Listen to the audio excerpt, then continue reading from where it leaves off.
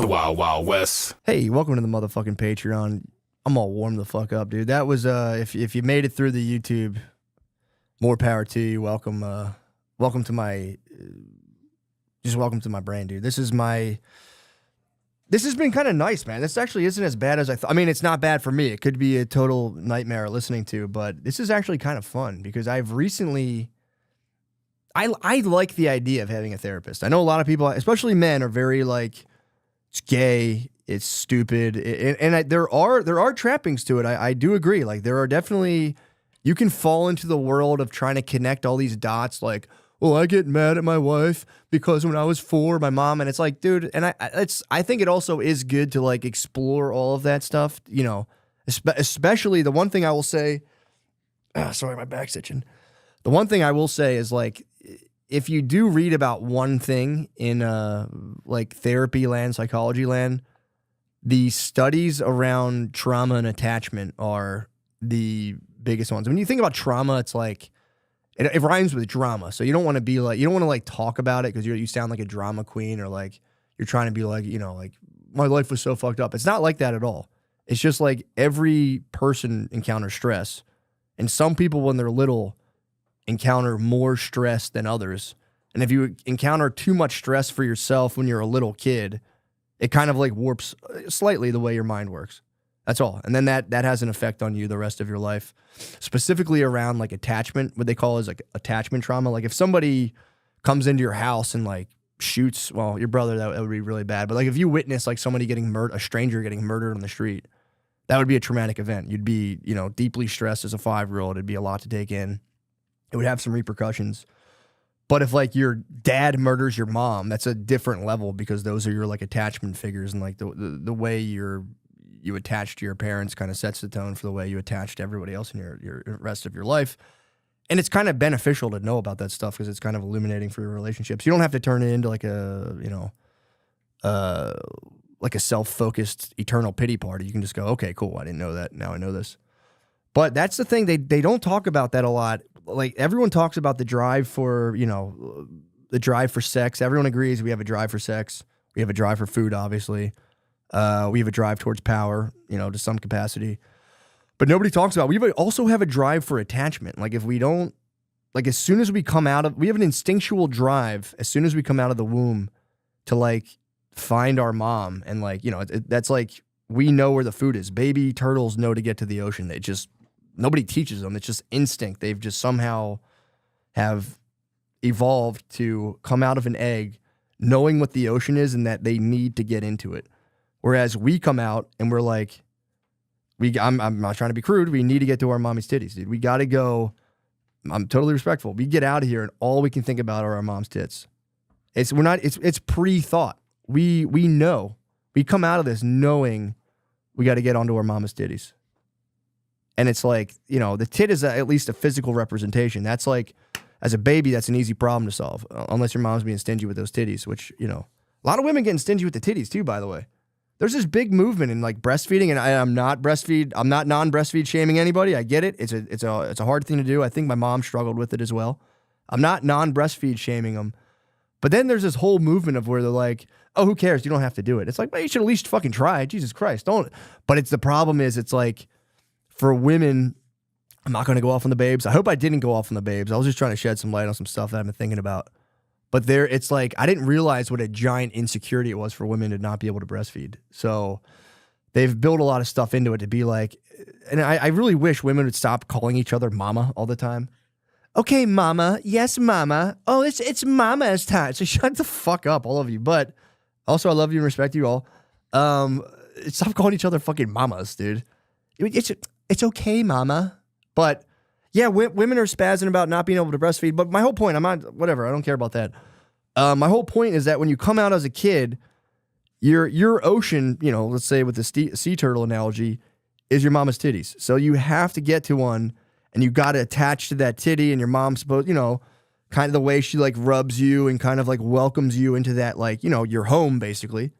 That has residual effects on the way you kind of attach, you know, if your mom's kind of rocking you and you're taking a little meth in through her tit and she like drops you on the couch to fucking like blow a guy because that's how you pay the rent. that's going to have profound effects on the way you relate to other people, because it's like you don't even know what anything is. You just know you have this safe haven, and like the environment, that safe haven that you're in within that is just, it does. It has a absolute profound effect. And then after, we get off the titty, we still have the drive to attach to other human beings and connect with them. And, and that's just something people don't think about, but whatever. I don't know why I was talking about that. Welcome to the motherfucking Patreon. What I wanted to talk about was Terrence Howard, the Terrence Howard interview. It was good. Did you see it? Yeah, I saw it. It was good. I liked it. I didn't see the whole thing. I didn't understand, honestly, almost any of it. I really didn't. I don't know what bubbles are. He was talking about. First of all, I support him wholeheartedly. I pray to God that he's right, because that would be the sickest thing ever if he came out. I mean, if Terrence Howard revolutionizes modern physics, I think it might let Jesse Smollett off the hook. That's all I'm saying. If he can come around and debunk I believe gravity is the thing he's trying to debunk, which I think he convinced me. He's like, gravity's just electricity. And I'm like, yeah, that makes sense. Like, I'm fully on board. I'm going to start just like, anything I design personally, I'm going to use Howardian. I think they'd be called Howardian physics or whoever. There's a guy, he sweats. I forget the dude's name. Did you see the video he was showing everybody? Mm-mm. There's this like physicist that like apparently Einstein on his deathbed was like, Russell, mate, Walter Russell. He's like, I wish I read more of this guy's shit. Because his theory is that the stars basically produce planets. Like a sun over billions of years just kind of like shits out a little ball that kind of cooks next to it and then slowly moves. Like every planet's basically just moving out of a star. And that, that was like, I don't know, fucking is as good as any theory I've heard before. But the thing so my big takeaway was just that Terrence Howard continues to fucking rule. And, shout out Rogan for having him on, because a lot of people are just too uptight to like let a guy go off like that. A lot of people are just like, but like what will people think of my platform? It's like, dude, shut the fuck up. Let Terrence Howard talk about planets being birthed from stars and how the government's watching his cell phone. Nobody wants to hear Neil deGrasse Tyson recite textbook bullshit. And first of all, I just keep hearing bad shit about NGT, bro. NGT snubbed Terrence Howard, dude. It's like, I'm not surprised, man. Like, Terrence Howard came to him as like a mentor, like, yo, like, I'd like to like talk about, talk about planets with you, black man to black man. And fucking Neil deGrasse Tyson was just apparently kind of a dick to him, was like, bro, lose my number. Which, getting to lose my number based on your theory about the planets is fucking, that's tough. That's tough. I felt kind of bad about that. I saw just a random aside. Speaking of powerful black men being treated poorly, I was outside before I came in here, and this might be pointless to talk about, but I saw a powerful black man. He was with five, I think it was 4 or 5 white women and maybe an Asian lady too. I wasn't sure. Sometimes if you're looking at a group of white women, like almost like an Asian lady, you can kind of like magic eye pop out of that, almost like a mirage. I don't know if there was an Asian lady there or not. My mind just put one there. But let's just say it was a powerful black man with 5 white women and a potential Asian lady or an Asian illusion. But they made I don't know how they were all related as a group. I didn't like investigate it at all. I just kind of watched. And 5 women made this guy, or like somehow I don't know. I didn't get the sense that he was like, yo, get a picture of me. They were like, no, do this, stand like that. And they made him stand by a window and reenact, like there was like a little balcony thing, and he had to do like a Romeo and Juliet kind of like, he recited whatever that line is, like, Juliet, what, I don't know, let down your hair, Rapunzel, I don't know what the fuck it is, but they had to do like a Shakespearean performance, like a very short one, while they all filmed him. And then they all went, yay! And I like just watched this guy do this, and I was like, brother, why are you doing this, man? Don't let these white bitches make you do this. He's a powerful black man. And they made him like do Romeo and Juliet. I don't know. I was trying to rack my brain for like, what is the circumstance that brings this about? Is he like marrying one of their friends? Is this some sort of like pre-wedding photo type thing? And like, and the fact that all of the women were like in sync enough to like clap at the end of it and convince him that it was like a good thing he did, I was kind of like, I'm not saying it was a bad thing. I was just like, I watched it and I went like, The fuck's going on? It was destabilizing. So anyway, back to Terrence Howard. I wish I understood the thing more. Towards the middle, he kind of gets into the idea of us all obviously being one part of one thing, like a cell, our universe being the cell of a giant, like just an impossibly larger organism that we can't even fathom. It's like, yes, yes, yes again. So I'm totally on board. I didn't get all of his stuff, but I will say I'm deeply jealous of kids who are in high school now, because I didn't have this shit when I was in high school. To be able to I would have loved to stunt on my physics professor. Just sit down and be like, wait, is this basic Newtonian physics? Like, yeah, okay, dude. Yeah, right. Is this based on the 5 Platonic solids? Never heard of those. I'm going to use that now. It's based on the 5 Platonic solids. Wait, hold on. Mr. Stevens, do you believe in straight lines, the Catholic propaganda of straight lines? Jesus Christ, bro. That's crazy. If you get a test on a ball, dude, that would be the ball's moving 45 miles per hour at like a 20-degree angle. Is big. I would go up. You know when you ask a question at a test, there's no more dangerous and daunting operation to like pick up your test, walk up to the teacher and be like, basically like, yo, can you give me the fucking answer for this question? Every time I ask a question, I'm like, can I just like get I don't understand. I don't know. My problem is I don't know the answer. I'd be like, I don't understand the wording of this. Was this from chapter 4?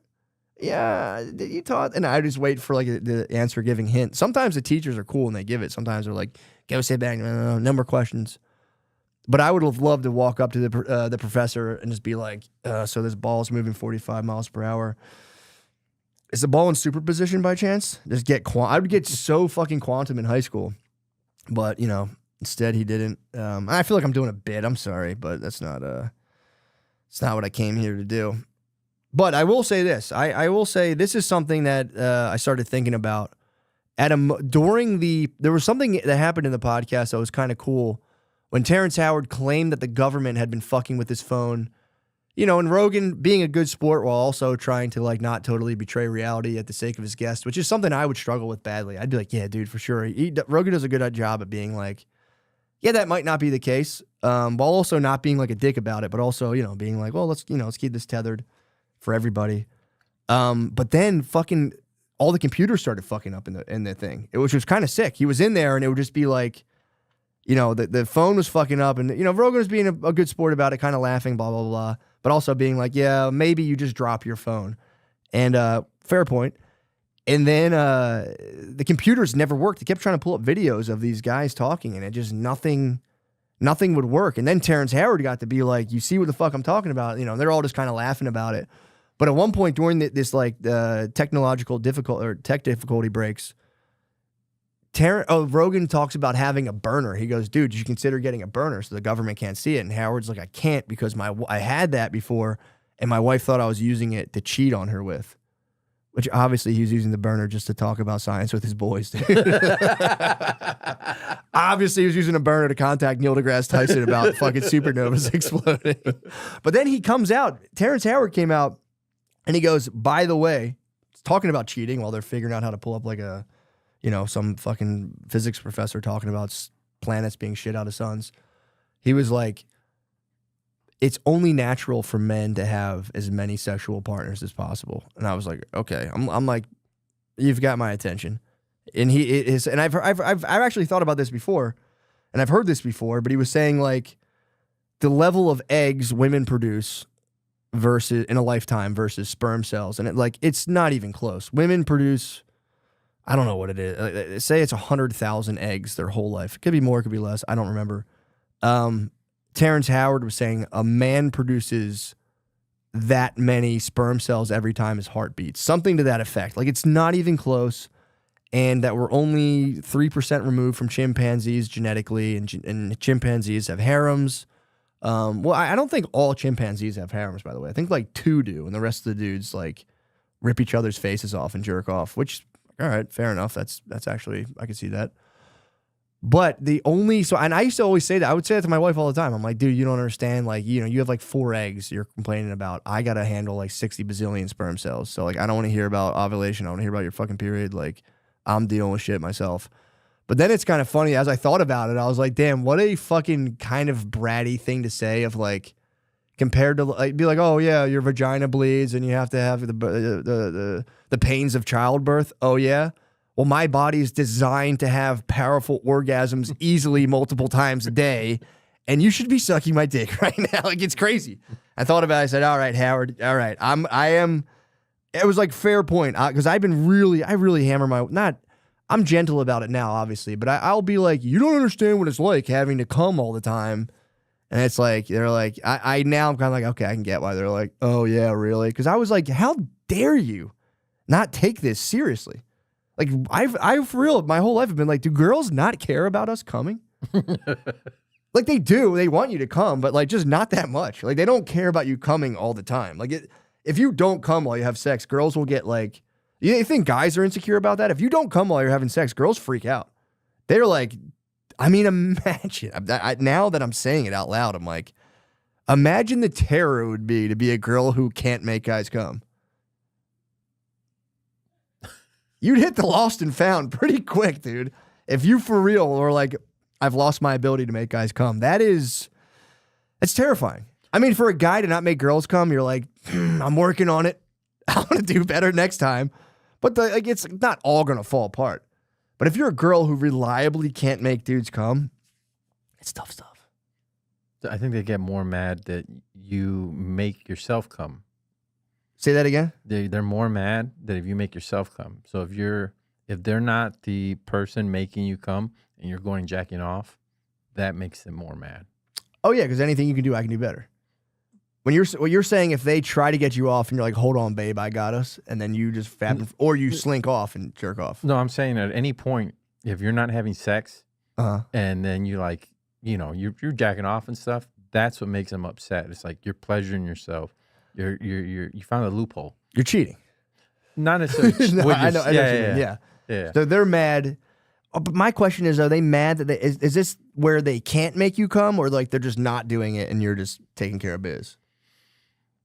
I feel like a lot of them want you to only come with them. Yes, that's true. I think it's totally true. They also, I'll add this to it. They want you to only come with them, and they both want you to be like dying for some reason. Yes. You have to have like 4 minutes left to live, and that's ideally they would just have sex with you once and then both die. I think if women had their druthers, that's what life would be like.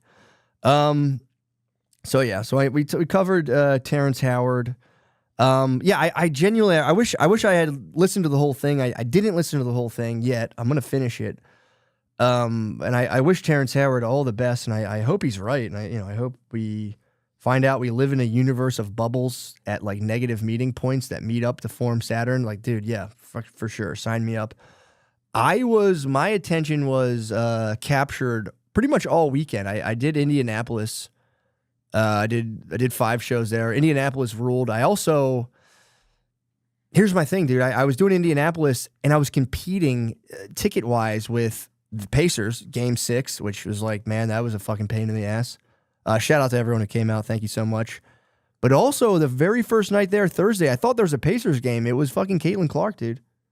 It was racist ass, bitch ass Caitlin. No, it was Caitlin Clark. And I was competing, and I wondered, I did all right versus the WNBA. I still moved tickets, but like, dude, people were pouring into that stadium. It was like, it made me good to know that I thought I was going to get wiped by the WNBA, and that would have been pretty disheartening to, if the Hey Matt show's canceled, people prefer women's basketball to your comedy, I would have went, yeah, damn. Best of luck, Caitlin Clark. Ignore the haters, but god damn. But it went well. It went all right. I even sold well against, well, to be fair to me and to the Indiana Pacers more so, is that I sold my tickets before they knew there was going to be a Game 6. So they let some people move their reservations, which, totally fine. I get it. Everything worked out. But that's kind of scary going up against major, organizations. Again, the WNBA I remained pretty optimistic about. Game 6 in Indiana, that, I was kind of like fingers crossed, but everything worked out, and I think the Pacers won, so it's pretty sick for Indiana or Indianapolis. I don't truly give a fuck about it. But my point was, while in Indianapolis, I got sucked into a book. It's on Apple TV now as a show or a movie. I forget which one, called Dark Matter. Have you heard about this? Mm-mm. Dark Matter is it was actually recommended to me by Steve Gerben. Shout out Steve Gerben and Christopher O'Connor. Christopher O'Connor recommended it to me, but also gave the shout out to Gerben, saying Gerben put me onto this book. And dude, I got completely sucked into it to the point where I was waiting to leave shows. I mean, obviously I had fun with the people in Indianapolis. Love you guys. But I was the whole time at the shows, I was deeply looking forward to not having to see anybody and running into my bed and turning the lights off and listening to the audiobook of Dark Matter alone in my bedroom naked, which it's a great book. And again, it is, I will say that's something I wish more people could experience, of having the jolt of adrenaline and kind of whatever other things your body produces when you do stand up for an hour for on some nights 270 people, on I would say more nights, some nights about 187, 190, not bragging. But it's like you do a whole weekend and then or you do a night of comedy and then you go from you're fucking there in front of 300 people, and I don't really think about it that much, but your body it takes a lot out of you, man. I know I obviously having a regular job too, it's taxing. I've done it myself. That's taxing in a different way. This is more kind of exciting, and sometimes it can be absolutely terrifying and disorienting depending on how you're doing. But you just get this surge of adrenaline out of nowhere, and then you're just in your bedroom alone, dude, and it's you want it. Your body almost craves doing something kind of destructive. It's weird. I get it why dudes die in hotel rooms, because you get done it's either you want to I sometimes I just want to fucking I don't know, dude, just eat a fucking thing of pepper. I just want to do something bad. It's you want to I don't know, you just want to show your penis out the window. You want to do something awful, dude. Just eat. You want to eat something fucked up. You want to fucking call a hooker over to induce vomiting in you. You want to do something. You just want to I want to have a hooker give me Epicac and make her watch me be there's deeply unfinished. Your body's telling you in some ways you can't understand. There's unfinished business here, but I have to ignore all that. And I go, nope, I'm going to listen to the Dark Matter audiobook naked in the dark. So I won't spoil this book, but I would like to kind of at least give you a primer on it. And the book's cool because it's I'm sure you can probably watch the show too, because the book's definitely written in a way where it's just very clear cut. He doesn't do a lot of fancy wordplay at all. It almost, and I haven't really read James Patterson novel. I don't think I have, but it strikes me of that same kind of whatever that's called, the prose or the styling, where it's just very clear cut sentences. Nothing's there for no reason. It's just here's the story, here's the characters, let's go. And it's the same way I think all of those James Patterson, Dean Koontz guys kind of are, where people snob them, where they're kind of well, it's drugstore literature, but you read it and you're this motherfucker really knows how to tell a story. That's how I forget who wrote the book Dark Matter, but he did a fantastic job constructing a pretty compelling story. So the story itself, and it's going to be a little bit of spoiler, but not a lot. I'm not going to spoil the story, but I'm going to give you guys a primer. If you can see if you want to read the book or listen to it or whatever. The book's about a guy, I forget Jason's his name. This dude Jason, who's a physicist, and he's they paint him as he's the smartest guy in his college. Excuse me. He's the smartest guy in his college, and these burps, I'm not trying to be ridiculous. They're coming out that hard. Smartest guy in his college, and everyone thought he was going to be the next Einstein kind of guy. He's going to come up with the next big thing in physics. And he also has a classmate who's nipping at his heels. And what happens is he meets this girl at a party who becomes his wife, this hot Spanish lady who's an artist. And the girl gets pregnant, and they have a child right when they're at right when their careers are just about, which actually kind of ties into what we're talking about earlier. But it's right as they're about to both take off into kind of their own kind of personal careers and reach the heights of all this stuff. They have a kid, and when they have the kid's sick. The kid comes out premature, I think a pound and a half, real seriously kind of fucked up. And, shout out to if you have a kid that's a pound and a half. I didn't call it fucked up, but you know what I mean? It comes out and alarm bells are ringing. It's in the intensive neonatal intensive care unit, or not neonatal, neonatal, NICU, whatever it's called. So it's in the intensive care unit, and then it's like it needs so much attention for like 2 straight years that the dude Jason kind of like leaves the laboratory he was studying quantum physics in, about how to put objects into superposition, and which just means having them in like one object in multiple physical spaces, whatever. So he leaves his lab, and his hot Spanish wife abandons her career as an artist for the most part. He becomes a teacher at some college, and she just gives art lessons. So the book starts with them in their kitchen, kind of being haters. Like he's like, "Oh, I heard your one friend got like an art award today," and they're drinking wine, just kind of like their kid's 14 now, and he's kind of like, "Yeah, fuck." He's like kind of being like, "Yeah, fuck that lady. You're better than her." And she's like, "Well, your old friend from college just got like, I forget the award. It's like some really prestigious science award." And he's kind of like, he's like, "Yeah, he actually invited me to come out to celebrate." And his wife's like, "You should go." He goes, "Nah, I don't care. I don't want to go." And "You should go." And he goes, "All right, I'll go over there and have a drink with this guy." So the story starts, it sets that up. And then the guy goes over to get a drink with his friend. And the dude's like, he's there. He's got all of his like research graduate students there. He's a single man. He's a bachelor. He's kind of like lightly, I don't know, maybe my mind invented this, but I think he's lightly bragging about like how once you get more funds, you get hotter graduate students, and like, you just be the fucking man. It was kind of a funny joke. But it's like this guy who's watching his friend live the life that he should have had in some level with like, career accolades, blah, blah, blah, blah. And the dude in the story is getting kind of, he's like getting drunk, and he's like kind of being a downer on this guy a little bit. And the dude who's his friend, the guy kind of slams him, being like, "Yo, this should have been you, man. Like, what the fuck are you doing?" And he was like, "That's it, I'm leaving." He gets all, and the guy's friend's like, "Dude, don't be a fucking pussy." And he's like, "I'm not being a pussy. I promised my family I'd get ice cream and be back in 45 minutes. I gotta go." So the dude Jason leaves his friend. He was a total downer and being kind of a hater. He leaves that, and on the way, this is where the story picks up. On the way to go get ice cream and go home, he gets accosted by a shadowy figure in like a masked man who holds him at gunpoint into his own car and goes, "Drive now, or I'm going to shoot you in the back of the head." And so the guy has to drive to this warehouse where he like the shadowy figure is like really evil and threatening. It's like, "I'll kill you. You have to do this. You have no idea what's at stake." Blah blah blah blah.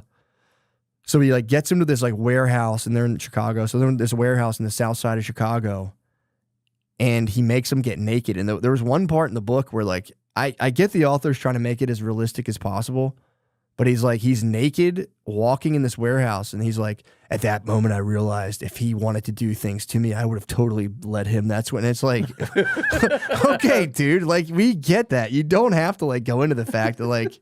It was just really weird because he's like, "I'm so naked. I'm so vulnerable. If he wanted to do things, I'm not pretending I would do it to get home to my family and bring them ice cream one last time. I'd fuck this guy." And it was like, right on, dude. All right, we get it. That's noble of you. And then so he gets like injected with these drugs and thrown into this like, he gets put into this like box, and everything gets hazy. And then he wakes up, and essentially what happens is he's in another dimension. And what happened was, and this is the spoiler, but it's the very beginning. So like the rest of the story unfolds. So this book's about like the multiverse, and the whole idea is like every time you make a decision, your life path branches off, and like the other thing you could have done happens, but in kind of another dimension. And him who kind of was like, when his wife was like, "I'm pregnant," that was like, "Yo, not my problem. I'm focused on the lab and the bag." The part of the version of him that could have done that went on to create this device to put human beings in superposition so that they could access different levels of reality or different dimensions within the multiverse of like the infinite possibilities that your life could be. You could like interact with every single potential life path or like potential world you could have been part of.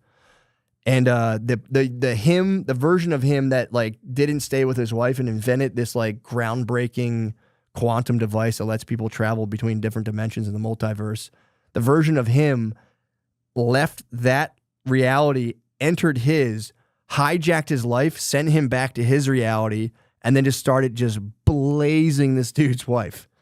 So the story is about a guy who's getting cucked by himself interdimensionally, who has to escape this dude's world and then find his wife across infinite dimensions so he can stop himself from being cucked by himself.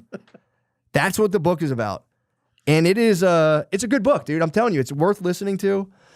It's one of those books, like almost like Click, where you watch Click and you're like, yeah, you know what? I should really cherish my reality. It's a lot of that stuff where you're reading it and you're like, oh man, this is actually kind of beautiful about like, you know, not taking stuff for granted and how he's like stuck in this other reality where it was everything he thought he wanted. And now, and the part of him that wanted all that stuff even realized like, yo, I fucked up. I need to go bang this lady who this guy is having kids with and blah, blah, blah. So yeah, so we do that. So that was kind of nice. That was a good book. But then I started thinking like, you know, I love the story. I think it's great. I would have written the exact same thing in terms of like the ethics of it and the moral at the end of the story.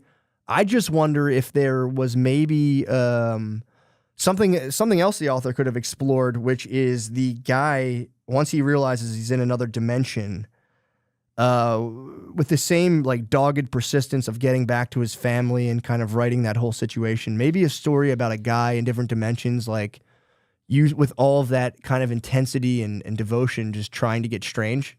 That would have been a kind of a sick story too. If he just like went from dimension to dimension and was like grabbing waitresses' asses. Like, I mean, that's obviously illegal. Don't do that. But you know what I mean? Like, I'm talking about a guy trying to get pussy as hard as he can, of like, even like, you know, like old ladies, like librarian, like everything, just going and just trying to get pussy. And even like, and you know, he's like getting chased back to, there's like a little box that they traveled through dimensions in. And like a lot of times they get chased by people. But it'd be funny if like, yeah, if a guy just like tried to like kiss a cashier and just got like chased back by like a pizza shop owner, jumps in the box. Or the other, like the climax of that story could be, instead of him, you know, I'm not gonna say what happens, but one potential ending would be coming back to your base reality, becoming a hot trap, and then seducing the guy who betrayed, the version of yourself that betrayed you from another dimension. And then you not only reveal that you're a trap to this person, but that you're actually the guy that he betrayed. And honestly, that wouldn't be, if that ever does happen to anyone else, where if you get tricked into having sex with yourself and sucking yourself, which I guess that wouldn't, the trick wouldn't be there if you sucked yourself. But if you sucked yourself, that's what I'm saying. So if the version that was betrayed, obviously you're hurt, so you're going to come back to try to suck yourself. That would be a self-suck. That wouldn't be gay. If you came from another dimension of the multiverse and sucked yourself, that's a self-suck. That's more impressive than gay. Guys, if a guy can suck his own dick, and I found out that he actually successfully did it, I wouldn't call him gay. I'd say you should probably keep that to yourself. That a lot of people won't react pretty nicely to that. But also, I get it. I get if you're able to do that, which is kind of a humble brag too. But yeah, so I was wondering, that wouldn't have been a bad, maybe if the author's out there, if the author of that book is subscribed to our Patreon, or if someone has access to him, maybe pitch that idea to him about a guy going through other dimensions and being an absolute sexual pig, and then taking all he's learned to seduce and ultimately disillusion the perpetrator who's stolen your the interdimensional life thief. So yeah, sorry, that's that. If he had been with her 14 years and then that guy wanted to go back in that life, that means that was the best piece of pussy he's ever had his entire life, bro. And he had to get back to it. Oh yeah, it's like he gets real into it. It's not, I mean, obviously, yeah, it's the best piece of pussy to him, and he's also like he's like in another dimension, like she is my home, and he's like, because then he meets other versions of her too. Don't get me wrong, he gets some pussy out in the other dimensions from his other wife, but from his wife, but different. He like meets the version of his wife that's like a successful artist, takes her down. Obviously, it's like kind of sick that he does that, but I don't want to spoil the book too much. But there's like a huge part of the book is him worrying that his wife likes fucking the other version of himself better. Because he comes back and he's, even with his son, I don't want to ruin it. But he's kind of like, was she better than me? And it's like, dude, that's you. But he was for real. He was like, because like the dude comes through and like the wife is like, yo, what the fuck is going on? Because this dude is like ravenously smashing his wife. Imagine after 14 years, if you just somehow wiped slate and it was like the first time you guys met. Or a 14-year break. So, he was getting like that ex-girlfriend pussy. I'd be jealous of myself. Yeah, I'd get back and try to fuck that guy up too. I'd be like, no. Because I know what I'm capable of. So, yeah, dude. Yeah. And this dude had been, imagine, so all the 14 years you have kids, the bachelor version of yourself, who's obviously getting jacked like Peter Attia. He's coming back. He's like in shape, dude. He's like been tracking his VO2 max and just steps in as you, smashes while you're fucking lost in another dimension, being like that motherfucker. So, either way, that book is pretty sick. Where are we at time-wise, too? I want to keep an eye on time. 35. Jesus Christ, I'm a fucking bag of wind, dude. Actually, speaking of which, this might make for a supreme. Hopefully, I feel like I'm exerting a level of confidence that I hope matches the quality of this content, because it could just be terrible. But I'm not going to think about that, dude. I'm in an absolute battle with myself, in a good way, not in like a bad, conflicted way. But it's like, how much of your negative self-talk do you truly need, dude? And it's like, I might hit a serious iron curtain of reality after this, where I'm like, okay, I can keep it up at a healthy level. But it's like, I feel like that is like one of my final battles. It's just like, do I need to keep psyching myself out? It's like, I can just, one of my new quests is just being as authentic as possible and letting my external reality just kind of be whatever it is around me, rather than trying to like live up to something that some externalized hype or like some internalized hype. Where I'm like, I have to be like, it's like, dude, I'm just going to try to be as true to myself as I can. And if it's like, if people hate that, okay, fine. I'd rather have people hate my true self than people love my false self, or still hate my false self, which sucks, dude. That would suck so bad to be a false self and everyone like, that fucking sucks. You're like, well, you don't know the new me or the true me. And they're like, oh, that's worse. And you're like, fuck, God damn it. But yes, that's been a thing, especially like, dude, like Shane's doing shows now for like, dude, we're in LA and he doesn't like to talk. He doesn't like to talk about this stuff, you know, because he feels like it's braggy. And I get it. I do get that impulse. Dude, he did a show for like 16,000 people, dude. And I went and opened and I'm like, I'm comfortable in clubs, but I'm like, dude, it's you know, it's like putting a freshwater guppy into the ocean, dude. I'm like, what the fuck? I have to, and it's like, in that instance, I can only speak for myself, but it's like, the place is full. People are pumped to be there. The thing that is really like, you know, you can be like, oh, I got to tighten my act. What I struggle with is like, dude, the level of like, the demon of negative self-talk that emerges within you before you go on to do stand-up for 16,000 people. That's the greatest enemy, dude. I'm like really learning that. I'm like, oh, dude, I have to like not be, for some reason, telling myself I'm a giant piece of shit all the time. Like, I don't need that before I, you know, have to try to perform for 16,000 fucking people, it is a disorienting experience in itself. So that has been also part of my quest of like trying to learn little tricks and hacks to navigate what I would deem as, I would say, hyper stressful, you know, performing doing a talk for 20 of your coworkers. It's like, it's the same thing, dude. Doing anything like that, you get like anything where you're kind of, you know, on the stage, so to speak, is terrifying. And also I think kind of necessary to kind of, you know, elevate yourself in some level, you know. And again, I'm not talking about money worship, which again, it's like, you do have to worship money a little bit or else you get kicked out of your house. But there is something to like, you know, finding the edges of your comfort zones and seeing if you can kind of poke your head a little further out of them. So I say all that to say this, obviously. I say all of this stuff I said to say this. I've been trying to find ways to calm my body down because it gets revved up pretty hard. Sometimes necessarily, other times, you know, not. And one of my other goals, obviously my main goal, I have multiple goals. One of them is obviously to leave behind just a breathtaking work of beauty in terms of the art world, whether that be a book or video or something, I don't know, or a Patreon solo podcast. But I've been trying to also inhabit my body and, you know, my mind body. I've been trying to carve out some sort of little peaceful, almost oasis-like space within myself that at any time I'm not doing something, rather than like freaking out like, oh, I got to do this, I got to do that. I can just like set the mode where I'm like, all right, agenda's complete for the day.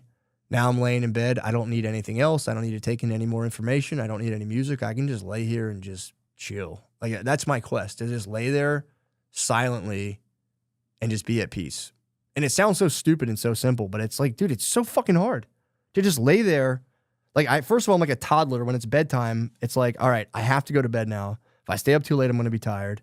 There's a part of me that's just like, no, dude, stay up, dude. Watch something.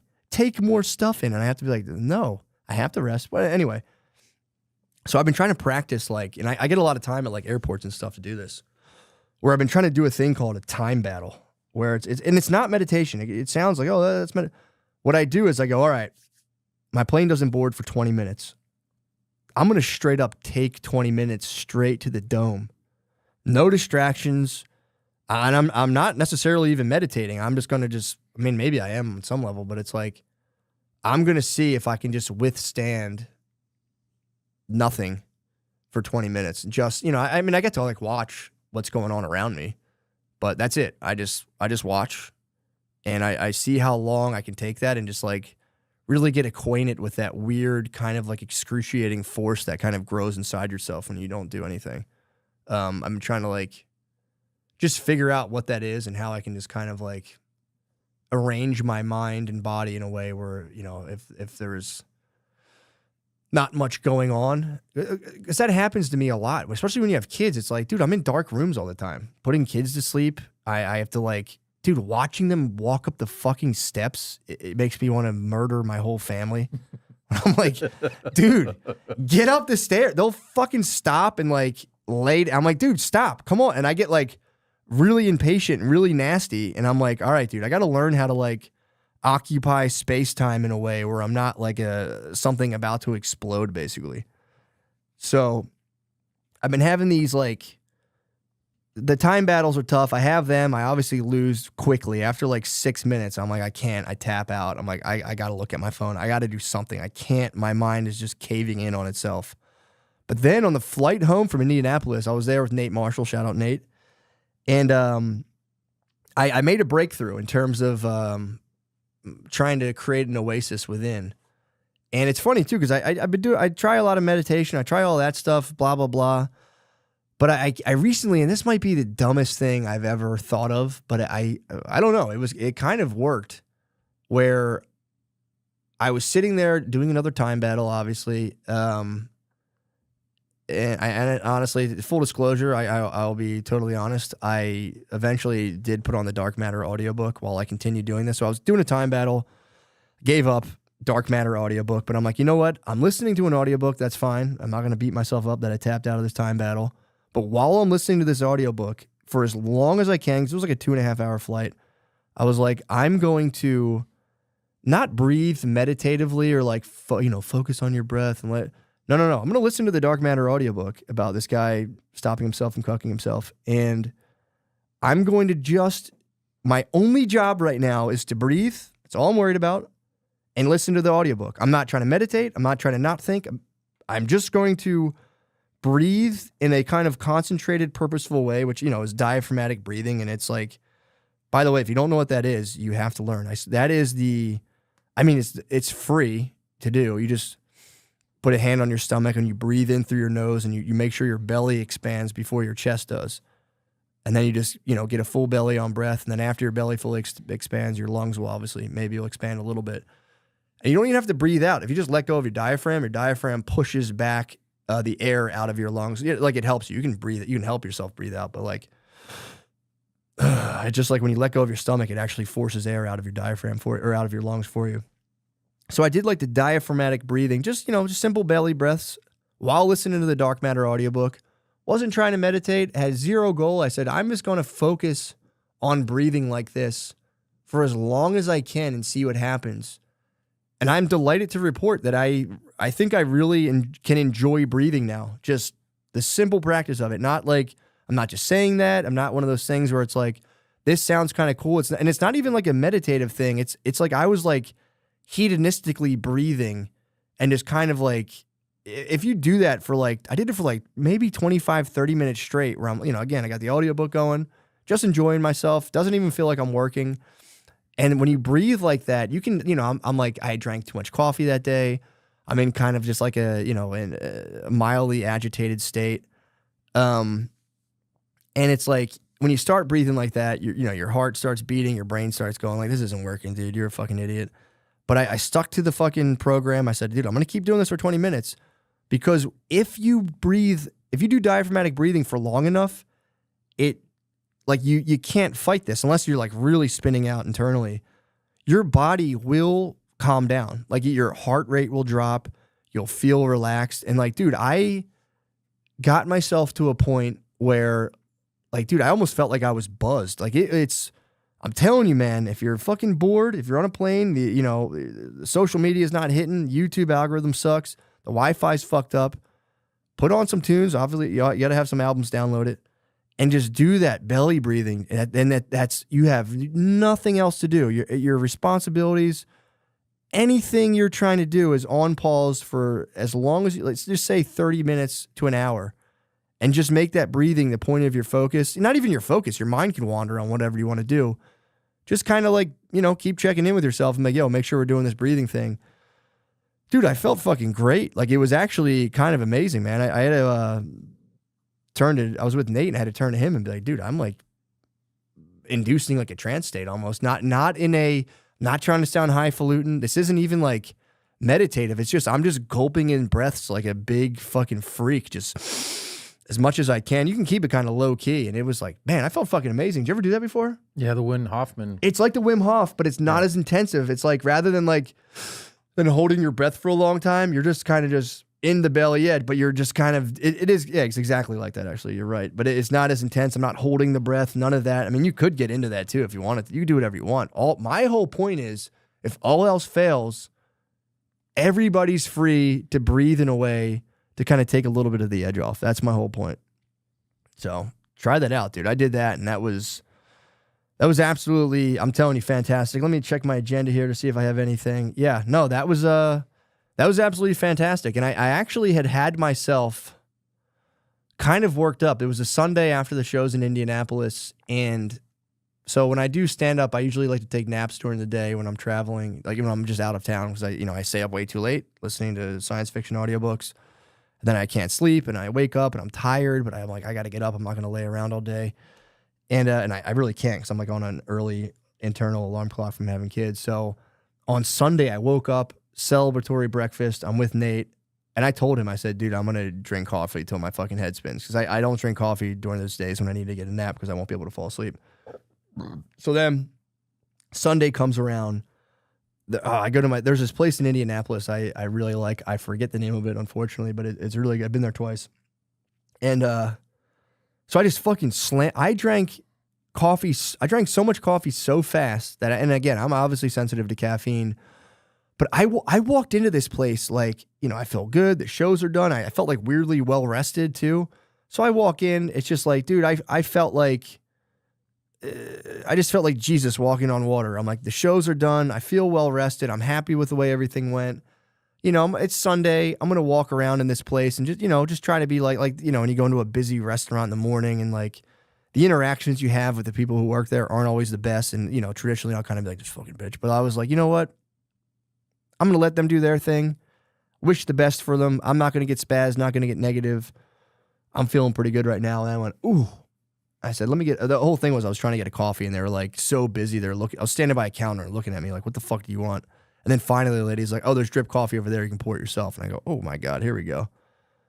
So I fucking like a crackhead crush 2 cups of coffee.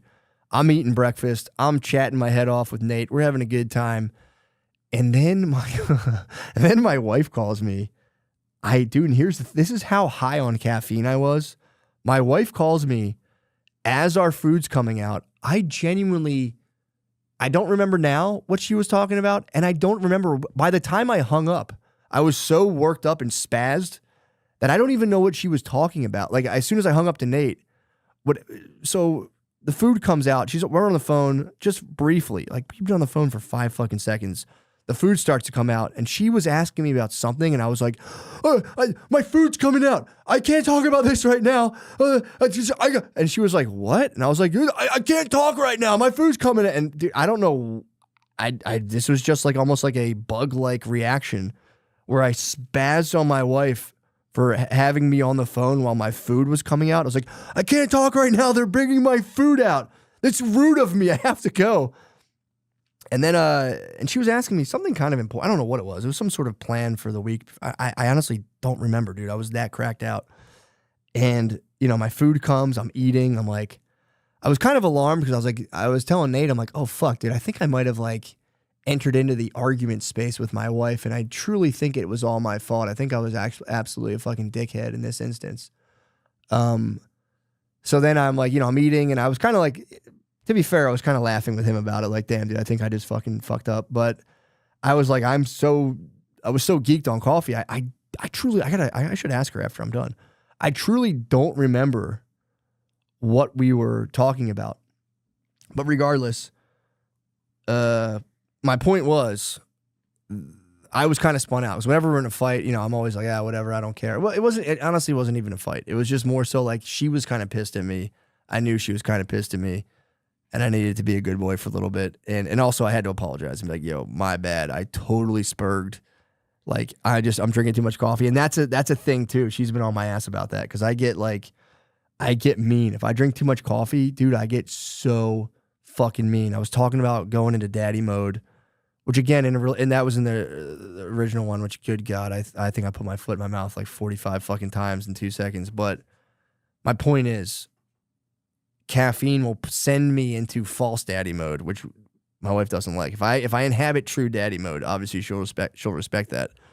But like I'll be all jacked up on caffeine in the morning and just be like, I'll just spaz for no reason, and she'll be like, bro, you got to get off the Joe. You got to lower your caffeine intake. And I'm like, I will.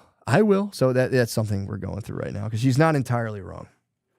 But my whole point, the whole reason I went into any of that stuff was that, like, that's how jittery and nervous I was. And I truly, I'm not just saying this, through the breathing, and it took a while, sustained breathing and just kind of like sticking to it and trusting in it as a process.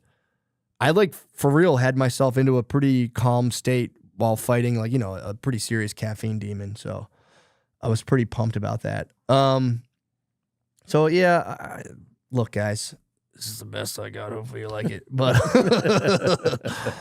this is fun. I don't know. I'm having fun. I hope you're having fun too. But I will say, speaking of spurging, I told you I was on Theo Vaughn's podcast. It was fucking sick. I really enjoyed it.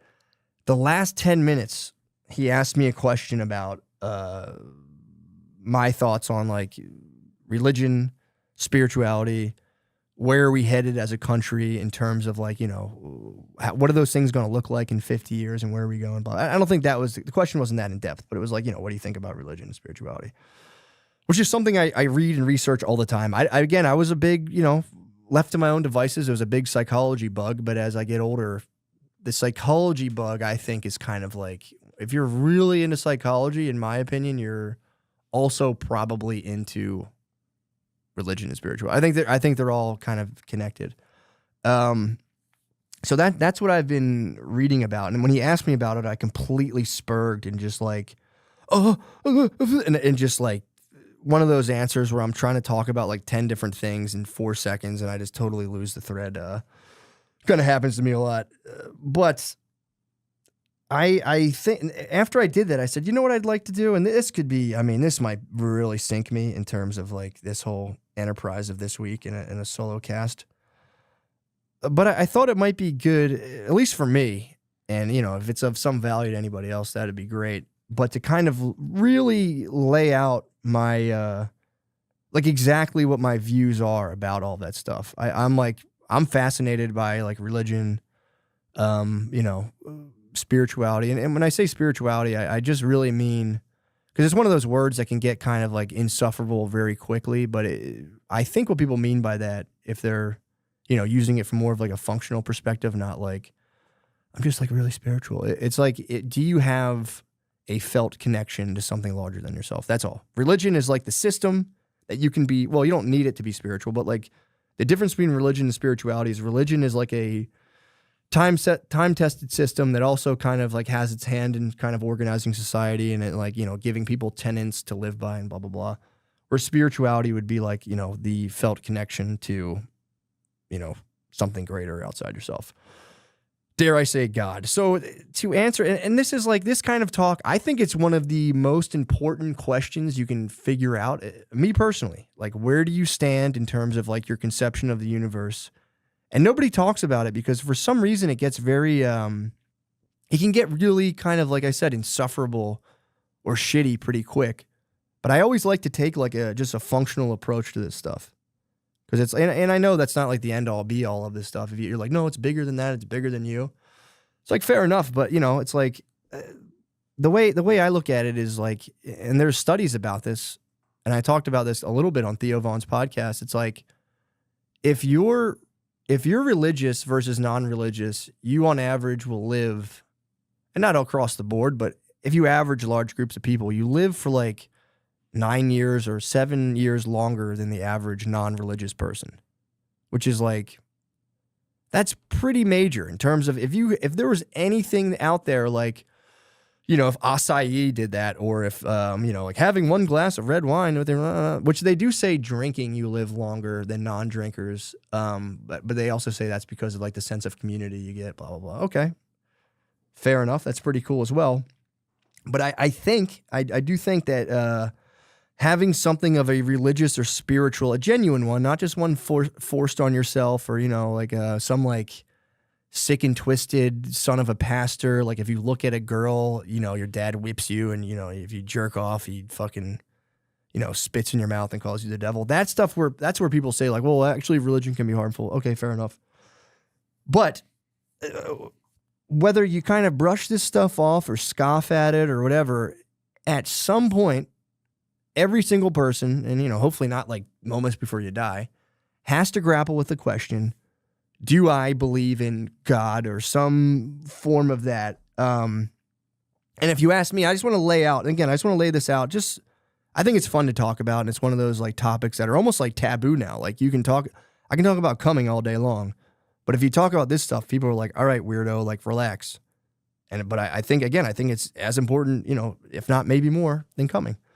So if someone asked me, do I believe in God? I would say yes. And honestly, up until 3 years ago, I would have been like, I don't fucking know, dude. I have no idea. I don't really think about that stuff. And it's like, okay, fair enough. And that's a fair enough opinion. That's where I kind of was at. But I would say yes, and it's come for me. It's like, which is, I think is fantastic. It's like that genuinely has come from, not like some like, I wasn't like caught in like a snowstorm and I was like, God, please, if you're real, say. It wasn't anything like that. It was like almost like it came from like reading books and stuff. Like it wasn't like this thing that just came from out of nowhere. It was like almost like a logical conclusion I reached to some degree. Obviously, it's not like, it's not like a mathematical formula. But so you get into this weird state of like, let's say religious versus atheistic, right? And those are like two kind of blanket terms for like a deeper philosophic view of like religious would have like, those who believe in a created conscious, or like a universe with like an intelligent universe that was designed versus a universe that lacks consciousness, lacks, intelligence per se, even though we're intelligent and whatever. That is just a uncaring, purely physical universe. And that's kind of like, so if you say, do you believe in God? Do you not believe in God? You can still live in a conscious, intelligent universe and not believe in God. But whatever, let's keep it simple, right? So it's like, people ask you, do you believe in God? I'd say yes. I don't have any kind of compunction against people who say no. I don't think you're going to go to hell forever. I don't subscribe to any of that stuff. So then what happens is for religion, a lot of people, and this was big more so like years ago with like Bill Maher did Religulous, and then there's like, I don't know, there was all those other like super avowed atheists who would be like, oh yeah, so you actually believe that there's a guy in the sky with a beard who, it's like, well, no, and that's it's like usually the arguments between the science types and then like literalistic Bible thumpers. And it's just a stupid argument. It just, for me, I'm like, if you're like a PhD in philosophy from Cambridge trying to argue with like a guy who is just like, that's what my dad said. And now I go to church too. And I literally believe the Bible. It's like, first of all, you're kind of a dick for, in my opinion, like attacking that guy. And also vice versa. If you're like a dude, going to church and like literally interpreting the Bible, and some dude wants to believe in like a blind, uncaring universe, it's like, leave that fucking guy alone. I mean, I get the idea of like, wanting to kind of welcome that guy into a more kind of like, what you think might be a more welcoming space. And it also, to be fair to him, he could live for 9 years longer. Now, whether he wants to or not, because he's inhabiting a pointless, uncaring universe. Maybe he doesn't want to. Maybe he wants to die. But for me, the thing that really sold me on the possibility to kind of further investigate in terms of the religious question. And again, I'm not evangelizing. I'm not trying to like, be like a weird Christian camp counselor. I'm saying this is something that if you somehow can connect with it, it has a preserving effect on your mind and body as you're planning out for this cool life, but like, dude, there's a huge chunk of it we're going to be old and dying. So, it's a good thing to get into early and kind of on the ground floor. And it's also like, it might be right. But anyway, also too, and then like, this is kind of cool. I thought the term salvation itself, by the way, comes from the Latin term like salvare, which means, to save, duh. But if you look at salvare, the root word of to save comes from sal, which is salt. And the whole idea, the word salvation literally means salt. It's that which preserves the flesh. So it's like, and it is kind of funny too that like, that's, around the time of like Roman Catholicism forming.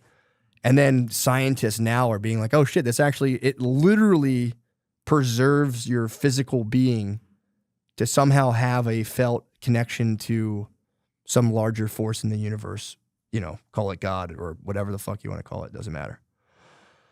So, and it's like, that sounds great and all, but the problem is, and I get this too, of where you go, well, yeah, but that shit doesn't make any fucking sense, man. It's like, you're telling me, it's like, if all of you have available to you is like, the literalistic Bible thumping view of Christianity and like Mary was a virgin, it's like, okay, man, great, whatever. I don't want to open that can of worms for people because like that's their like lifeblood, and it's like, I get it. I'm not knocking that, because at the end of the day, nobody has any fucking clue. We really don't. And it's like, you could say, yeah, but dude, come on, man. It's like, obviously I understand the rational underpinnings of the argument that like, yeah, I get that stuff, man. But I'm saying you can even put all that stuff aside too. Again, if you're just trying to get to the God question, because there is the thing where it's like, yeah, human beings probably can't wrap their head around, God per se. If there is a grand, unified, organizing intelligence to the universe, which there very well might be, you're not going to know you're not going to be able to, oh, hey, well, let me tell you about that. You have no fucking idea. That's like an ant explaining North America. It's like, it's too big. It's too big. It's beyond the ability, almost like materially, of the mind of an ant to even comprehend even like anything really. But it's like, so what I'm trying to say is, I'm just trying to lay out how I've come to these conclusions, and the way I have is I started reading a lot of like the Eastern stuff, and they have more of like a just from a little stuff I listen to, like a naturalistic understanding of what like the creator of the universe is the universe itself. And I was like, okay, fair enough. That kind of makes sense. But the only really like the little leap of faith you have to make, in my opinion, that I did, the only thing it required of me wasn't like swallowing like a literal interpretation of, the Bible and all this other stuff, which the Bible's a sick book if you actually read it. But the thing that really, I'm like, okay, maybe there is something to this, is when I was reading something about, I don't know what it was, man, like a book about Vedanta, which is like a form of Hinduism, and kind of how like basically they purported that like more or less that the universe is a conscious unified whole. So it's like, it's one thing that is designed, seems to be designed consciously. If you look at like the weights of like there's the nuclear force, there's electricity, there's maybe magnetism, or magnetism might be total fucking bullshit like Terrence Howard says. But there's this certainly some form of like form and design, and it's pretty mind blowing down to like the way cells organize in our body and all of this stuff. And the only real like little leap of faith that I had to make to even like entertain this as a possibility was that the universe is conscious. It's not that crazy to think about it. It's like you're conscious. And if you even go by like the standard, I would say more widely accepted view of, the scientific view, which is that like, again, we live in just a blind, uncaring, physically oriented universe that's just like balls spinning and hot things producing heat and cold things being cold, and they all just kind of pulse and bounce off each other in this like chaotic, just purely physical, meaningless thing that we've somehow emerged within, and we have the illusion of consciousness due to our senses. And like, yeah, it's like, dude, that sucks. Like, I don't know how to explain it. That like sucks. And it's like, it's like, or we're conscious, we're physical material of the universe. And since we're conscious, maybe consciousness is just another dimension of the universe. Like there's, whatever, time, space, matter, consciousness. It's just a different thing. And then if we can produce consciousness with our limited amount of material selves, then why would the universe that produced us consciously or as conscious things, how would that not have form and over with the materials given to the entire universe, or even, a huge portion, whatever? How would that not produce maybe a grand consciousness that could be something like God? It's not that crazy. And then you get to the point where you go, I can never prove any of this stuff. I never will be able to prove any of this stuff. But at the end of the day, I have to pick one of these camps of organizing my worldview. Either I can say, you know what, I'm throwing my hat in the ring of materialistic, mechanistic universe, uncaring, pointless. I'll create my own reality within this thing. That's what it is. Or you say, no, we live in a conscious universe that's, that we're like somehow connected to, and there's higher principles that, it's like the universe is trying to like instill in us, and this is all building towards something, blah, blah, blah, blah. At the end of the day, you can't prove one or the other. You can't. And that's that's like Kierkegaard's whole thing. It's called the Kierkegaardian leap. He's like, Kierkegaard says you either believe in, you're either a citizen of Jerusalem, which is, you believe the Bible, you just full stop, full faith. I'm not questioning it. It'd be silly of me to question. Or he says you're a citizen of Athens, which is like rationalism, blah, blah. And he's like, you can't be both. He's like, you're either one or the other. This is what he says anyway. You're one or the other. And at the end of the day, even more weirdly, no matter which one you are, the reason you have selected that worldview is just because it's like inbuilt into you. Like you can't, the reason you selected it, you're just going to have all these inherently supporting arguments for the thing you really just kind of wanted to pick anyway. So it's like, you can't, I don't know if that makes sense. Does that make sense? So it's like anything that like you argue in your case of the one of those two worldviews you're going to pick, like your arguments presuppose themselves. That's what they say. It's like you're coming from a place where you already want it to explain it as it is anyway. So like there's like, you just got to make that leap, and that's all there is. And like, it's, you got to pick one or the other. Yeah, that was one of his first books. It was called Either Or. It was about like either this or that. There's nothing down the middle. So you got to pick one of these worldviews. And, if you kind of look at it, you go, okay, I can never prove it either way. I don't know.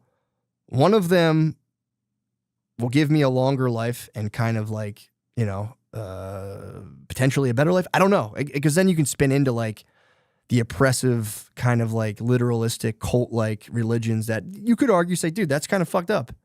Fundamentalist Islam, kind of fucked up. Okay, fair enough. But it's like, if you've somehow been lucky enough to inhabit such an educated place to produce something like the scientific materialist kind of worldview, it's like, shout out to, yourself and your descendants. That's kind of a nasty achievement. But then it does put you in this kind of like thing where it's like, yeah, it's cool we did that, but like, fuck, man, this is shitty and desolate. I don't want to think about just like dying pointlessly. And it's not even like, you could say, oh, that's just a cope. It's like, not even, dude. Because you genuinely don't know. But this is the kind of conclusion I've reached to kind of at least support where I'm coming from. And And it's like, so, okay, let's just say for the sake of argument, it's like, yeah, we live in a cold, meaningless, pointless universe that's just purely physical processes, just bouncing off of each other, spinning around, heating up, cooling down, blah, blah, blah, blah, blah. And through some just bizarro chance of, maybe the universe is infinite, so like, it was bound to happen eventually, we develop consciousness, which is just like our senses tricking us into believing that we're a self, but in reality, we're just a fucking glob of shit, and we're having these experiences, and they're just, whatever. It's just this thing. It's a fluke that has popped out in the universe, and it doesn't belong. It doesn't exist anywhere else. Okay, fair enough. But then you go, all right, well then, what happened there? And you're like, well, the material of the universe, this unthinking, uncaring, pointless stuff, somehow very intricately organized itself into various organisms, which then formed even larger organisms and more complex organisms that one day became, human beings that became conscious and self-aware, that then throughout that gave birth to all of these like worldviews and these opinions and like transformed their own environment into a certain thing. And then within that space came up with the idea of the fact that the universe is somehow joined under some grand unifying figure, universally too, by the way, which is kind of insane. And then dedicated their time to figuring that out. And then within that space, that got transformed to the point where, there was like the Jesus message, the Buddha message, where it's basically like, go against kind of your natural impulses to a degree in service of love over kind of like just subjecting others so that you can, like kill them or rule over them. Like, no, you should probably just like be nice to people, be nice to yourself, and you'd be easy on yourself because you're just, we're really just animals and we fuck up all the time, but we can genuinely, if we put our mind to it, we can move ourselves collectively towards a better experience than we currently have. And then, so it's like, okay, that's all occurring in a stupid, like pointless physical universe. But then the pointless, stupid, unconscious matter somehow comes up with an organizing principle that the matter itself responds positively to, meaning like your body, your organism, if you're like, for some reason, and it's literally backed up by science because the people are living longer when they like practice those tenets and like take them seriously, that same dumb physical matter responds positively. So the matter itself is responding positively to the message that the scientists dispute. And it's just like, dude, I don't know if that makes sense. But for me, I'm like, yeah, man, like I'm not going to argue with my cells. My cells like the religious spiritual worldview. I'm not going to like subject them to like wear and tear unnecessarily by trying to be an atheistic badass. That's all I'm saying. That's my point. That's at least my, not to get, that's my metaphysics. That's my metaphysics, which is just, metaphysics is a fancy word for like how did things start, how did things come to be. And it's an argument that nobody can prove otherwise, which is my favorite kind of argument because you're on your Terrence Howard. Yeah, I'm on my Terrence. I'm not trying to jack Terrence Howard swag, but I was pumped to see him just go off like that.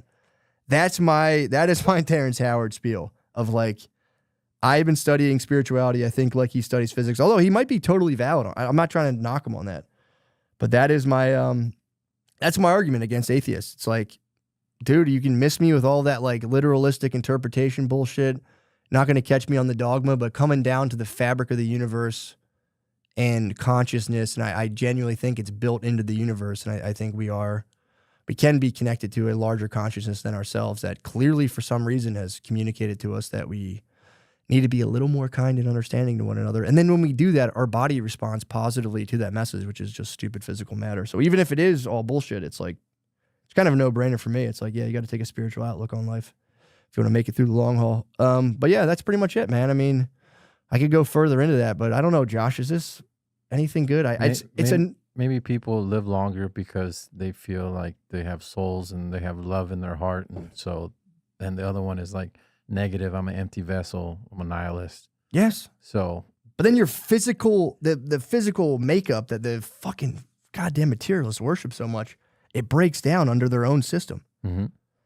The worldview itself creates entropy within your own system. So Yeah, that's my entire, honestly, if that's my life philosophy, is that like, yeah, I think you got to get in touch with something like that. I mean, you don't have to. If you don't want to, don't do it. I don't care. I mean, well, I do care. I want you to be all right. But like, yeah, I think the whole point of life too is then to like, you shed your mortal coil. Eventually you die, but then like what you can leave behind is just like not a field, but like you can leave, like almost like what karma is, but it's just like, I just think of it like, it's just like, are you leaving a good feeling in the hearts of people you know and love and don't know and interact with in some level? Or are you leaving a bad taste in their mouth and creating more strife, more bullshit? And it's like, you can leave kind of clean in terms of your effect on people. Even in the positives, that's kind of my goal, just to kind of create a beautiful work of art, obviously, and then leave this earth as a, just something nice, you know, a little smile on the faces of people who live after me. And that's for me, I'm like, that's enough. It's enough for me. It makes me feel good at the end of the day. So yeah, I know, really soppy and really preachy. I'm sorry, dude, but I don't know what else to talk about. All right. I'm happy I got that off my chest. This could be received very negatively, but I just, my God, I can't keep it in, man. That's all I think about. And, you know, I just want everyone to be chilling as much as they can, dude. No unnecessary strife. If you hate this, hate it, bro. It's all good. I get it, man. And I'm not saying that as a dick. I genuinely get it. I don't really like, actually, that's not totally true. I kind of like I like being, I was like, I don't really like being trapped with my thoughts. It's like, man, I kind of actually do enjoy them. Sometimes I don't, but sometimes I do. So thank you guys so much. This was the much dreaded solo podcast. How long did we do? What was that? An hour? Hour 16. Nice, man. That's about hour, 2 hours and 45 minutes, bro, of just bullshit. So, Josh, thank you so much for letting me do this. Guys, have pity on my fucking pathetic self and just hopefully there's something of value there for you guys. But I pulled back the curtain for about a couple hours, man. That's exactly what's going on in my mind. So, God bless you all and have a good day. But, dude, magnesium's the shit. You don't abuse it. I was. It's just the way you think about it. No, dude, I'm telling you, my body can only take so much. All right. Pause. But my body... I hear you. I won't be able to sleep. Like if I'm a big magnesium guy. Right before I go to bed, pass out, you have cool dreams. Pretty tight. All right. You take anything else? Mm-mm. You're taking mushrooms, right? Yeah, I take mushrooms. My bad. I take mushrooms as well. I was listening to the Huberman podcast.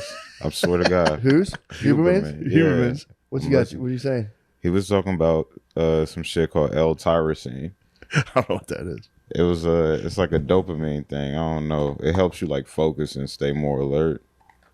I took it one time. Seems like you're on it right now. You seem alert. That's how I would describe you, Kev. I took it one time. It was pretty good. Really? Yeah, I took it and went on stage. I was like, oh, okay. Still slow, but you know. Yeah, the slow is nice on stage. It is. It works. I just heard word that I talk too fast at the beginning of my sets, and Dude, I fly. fucks me up. I That's gotta because I'm slow not down. trying to not let these fuckers get a word in. Yeah, the beginning true. of a set, they're Dude, Bud Light's fucking gay. shut the fuck up. Do Trump. Do Trump right You should when I have walk. you should have like a chamber they walk through where they just get it all out. You walk in. This is fucking trans, man. You're like, all right, you're good. Somebody yells "I love you" at every show, which is it's been making me laugh. I've been thinking about the guy sitting next to his girlfriend the whole show, just like. And finally musters up the courage just while I'm talking. I love you. They should have a thing like the scanner they go through at the airport where there's like, Scream it. your dad's gay. Yeah. Phil's mood. You and Ethan. Where's Matt? You and Ethan do this thing that I think is like, it's kind of cool because y'all hold the mic like this. Yeah. Yeah. Ethan does it. Ethan does it too. I'm like, I always hold it like this. I tried it a couple of times. I'm like, hey, it feels like I'm getting my words out quicker. Yeah. I broke the habit. I'm back to PC Principal, dude. Just 90 PC degrees. Principal. I'm PC That was your original form. I know, and I fucking went to these wicked ways. Now I'm back to PC Principal. PC was your original. That was your most powerful. PC Principal. I'm Almost back to it, elbow dude. out, dude. Elbow Almost out, just fucking. We do have the nastiest elbows in the Yes. game, dude. Look at these elbows. Trippy elbows. Look at Dude. these elbows. These are like, it's like a fucking rhinoceros, dude. Triceratops Imagine, one. dude. What'd you say? Dude, our elbows were What'd you say sharpened. about the homosexual community? What dude? the hell? I support them. Not during this month. Not today. What do you think about all those fucking queers? But careful, dude. Come on. JK. LGBTJK. No, they got me fired up, dude. What happened? Twitter's Twitter's getting to me. What were they doing? I haven't been on Twitter in a They while. fucking did a pride thing at the White House. And this, by the way, no, not so. They're out there twerking on the White House lawn, taking their tits out on the White House lawn. Oh, they're doing like a protest. No, it was with the president. He was up there like, you guys are the best. Joe the Biden? most bravest people I've ever met. What? He was out there? Yeah. What's the problem with that though? He was on the hair sniffers float. He was. He's on the smelling little kids hair float. It's not, look. He really was, dude. Hair sniffers float. Just walks off the side of the float. Damn, I didn't know they were doing that. They got me. At the White House? At the fucking Dude, White it House. should be dude. red or fucking blue tie quietly on the lawn. True. Don't be naked.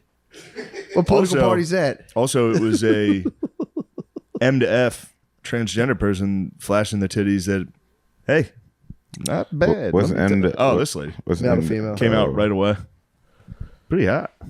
Oh, and then he got a picture with Joe Biden. Bud Light's kicking Oh, himself. Biden, Joe she- didn't know, dude. she Joe tried to didn't take know. a picture. She tried to, it was a video, and Biden's like, they're like, oh, no, it's a video. And he's like, "Ah." I don't see anything Bud wrong. Light would with have that. came up if they picked her, dude. You don't see anything wrong with it? with them going out there doing that. I guess I gotta show you. As more. long as they fair with it, they let Puerto Ricans go do their thing on their day, On the White House? Yeah. Titties? Puerto Rican titties at the White House? right? It was Puerto Rican Day Parade yesterday, wasn't it? Was it titties at the White House?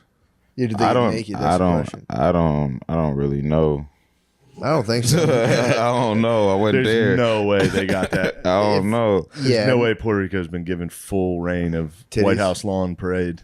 titties. That would be more acceptable. Yeah, There's a little BBQ out there. yeah. I don't know. I Anyway, mean, it's not like it's really getting to me, but for sure. it's enough where I like it's working. The algorithm's Yeah. working. I'm like sitting here. I'll look at it and be like, You I don't like it. you don't like it because Proud Boys. might get everybody. naked. Because of what? Get the Proud Boys naked on the White House, dude. Yeah, show penis. Just fucking 5-inch birds, dude. 5. Probably have huge dicks. Is that what you're saying? Anyway, I can't find it. It's all right. So you're a pro. You're a pro.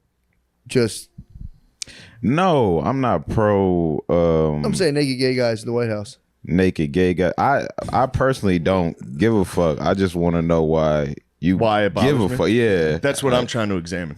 That's also what I'm trying to figure out why. because is it because everybody else that shows up to the White House has to be some sort of formal or I mean, or from wherever them dudes was from? just it's almost like, I don't know. It's tough to explain, dude.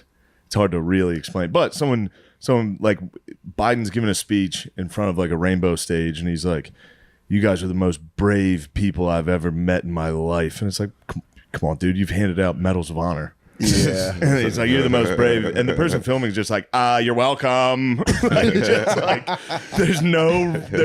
there's no ounce of like, "Oh, they're helping us." Yeah. They're up on the lawn, like, "Yeah, in your fucking face, White House." And the White Yeah. House is like, "Yeah, of course, show your tits. They're beautiful." It feels like an agenda, is what you're saying. Yeah, it's fake. It's absolutely. fucking I mean, bullshit. it's literally a political agenda. I mean, it's the definition of an agenda. I mean, how you know them gay people didn't go like kill somebody in Iraq or something, and then they get they Medal of Honor showing their titties in front of the fucking. It's their version of the shit. there is that option. There is that possibility. Those Yeah. could have been war heroes. This could have been True. war heroes. That's what I'm saying. You don't know that. Lemaire doesn't like it, dude. He's They can't be war heroes. We got a rule against that. No, we don't. not anymore, dude. Oh, Yeah, damn. Biden. I think Biden repealed it himself. Biden was against Trump gay marriage. said it, and What? then he just tweeted. He was like, "Trans aren't allowed in the military," Oh, he just that but was his that doesn't rule? mean anything. He was the boss. He didn't actually. There's no law. The president's tweet means nothing. Oh, so he did I call. He just said, "I call it. No, I call no trans dibs." And then So they that got didn't in do and they said, anything. "We are soldiers." Yeah, it is fake. It's a whole fake fucking stupid thing that he comes out. No, I'm just thinking. I'm like, that's kind of hard to prove. Do they check your genitals if they do? Oh, all right. Day one at West Point, down to your underwear in front of everybody. They issued you skivvies. Dude. They issued you whitey Yeah, tighties. they would know too because they would have like your file from. Yeah, they'd know. They get your birth certificate, all that. Yeah, you switch it up on them. That day one underwear at West Point it's a sad day, dude. What kind of skibs everyone rocking? Whitey tighties. They give you issued whitey tighties. You're just like, marching in the summer in fucking cotton pants with whitey tighties. It's gonna be Chafe City, dude. Oh, I didn't know they control your undies too. Yeah. What the fuck? You can't bring your own boxers? No. Hopefully Patton gets in there, dude. He made his own underwear. Ooh, the Sheath Man? Yeah. General Patton? Yeah, General Patton. General Patton gets in there. That's fucked up. I didn't know they controlled your underwear. They control your It's panties. kind of hot though. That the fucking government's controlling your underwear.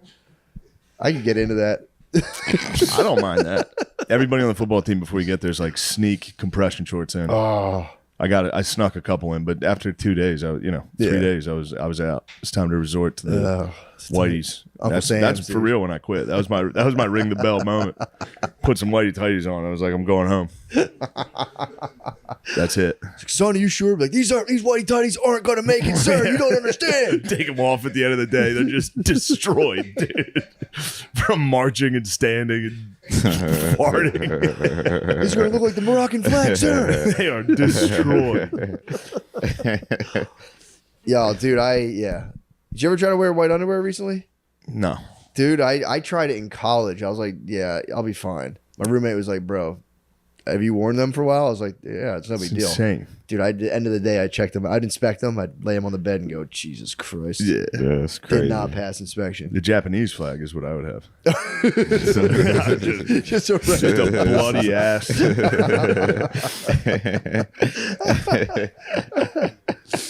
Yeah, I was watching, speaking of Japanese, I was watching Letters from Iwo Jima. You ever see that? Nah. It was, so Clint Eastwood did Flags of Our Fathers, and then he did Letters from Iwo Jima, and it was about the Japanese at Iwo Jima. And dude, they were fucking retarded. Why? They killed themselves constantly.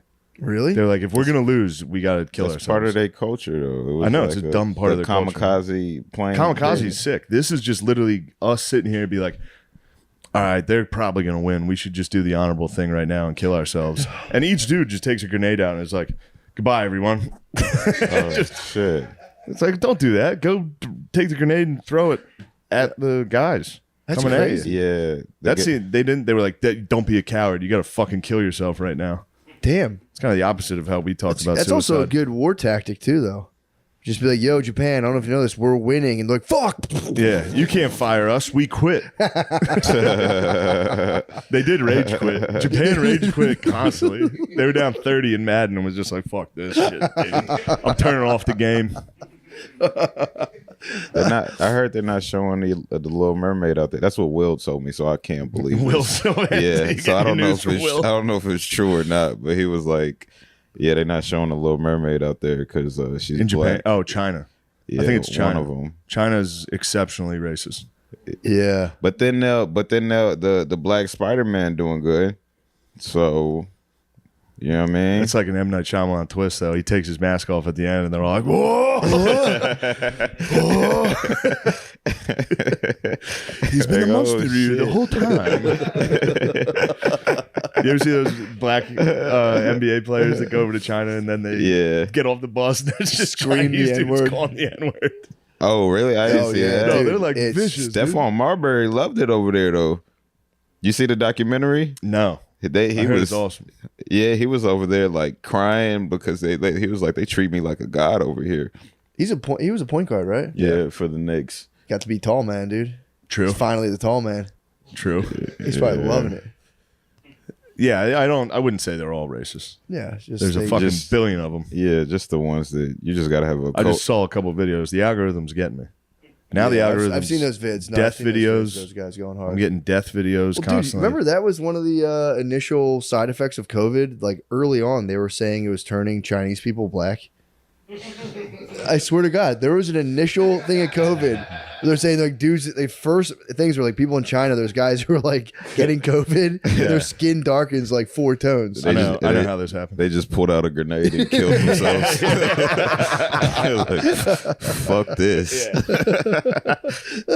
That was one lady. She was a groupie for the Shanghai Sharks. She fucked Stephon Marbury. They had a black baby. She was like, COVID. It was COVID. It was COVID. From COVID. Yeah, dude. Really? Yeah. Beasts. Yeah. It was on New York Post. Is that a good one? Yeah.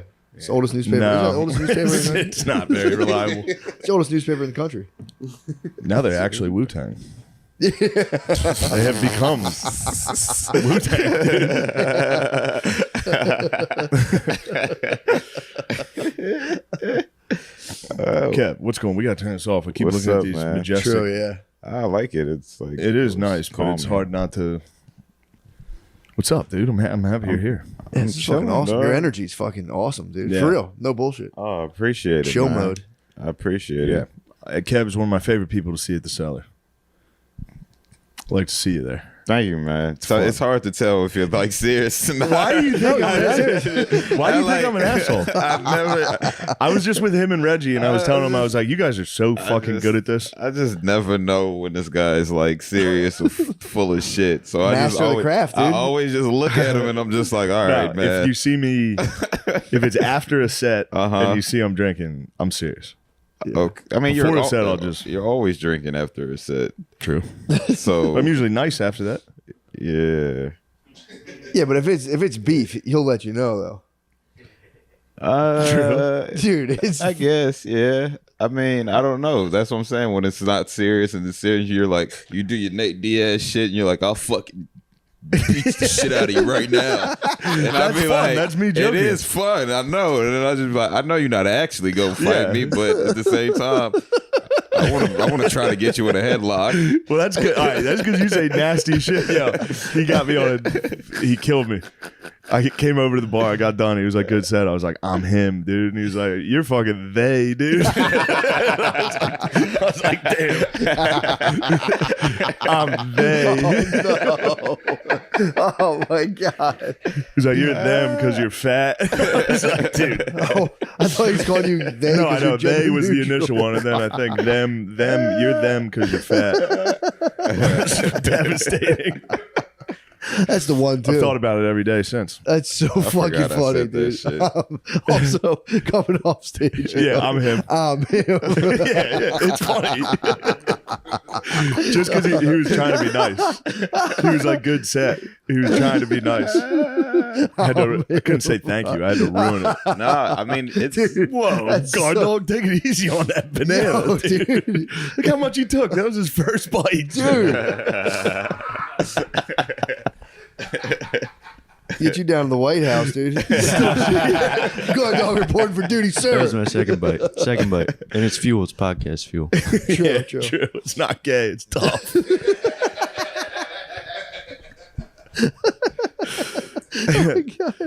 Yeah, I'm him. Now you're they. And then I said, and then I got you. I said, don't just. I was like, do one set and don't mention being black. And then I went down and watched you. And I could tell. I could. It was like it got I to could me. tell- It I got could to tell, me. like, in between- It got to me. I Yeah. was like, fuck. He's like, it's, you know, you're a second ahead while you're talking. Like I could see him before he said it.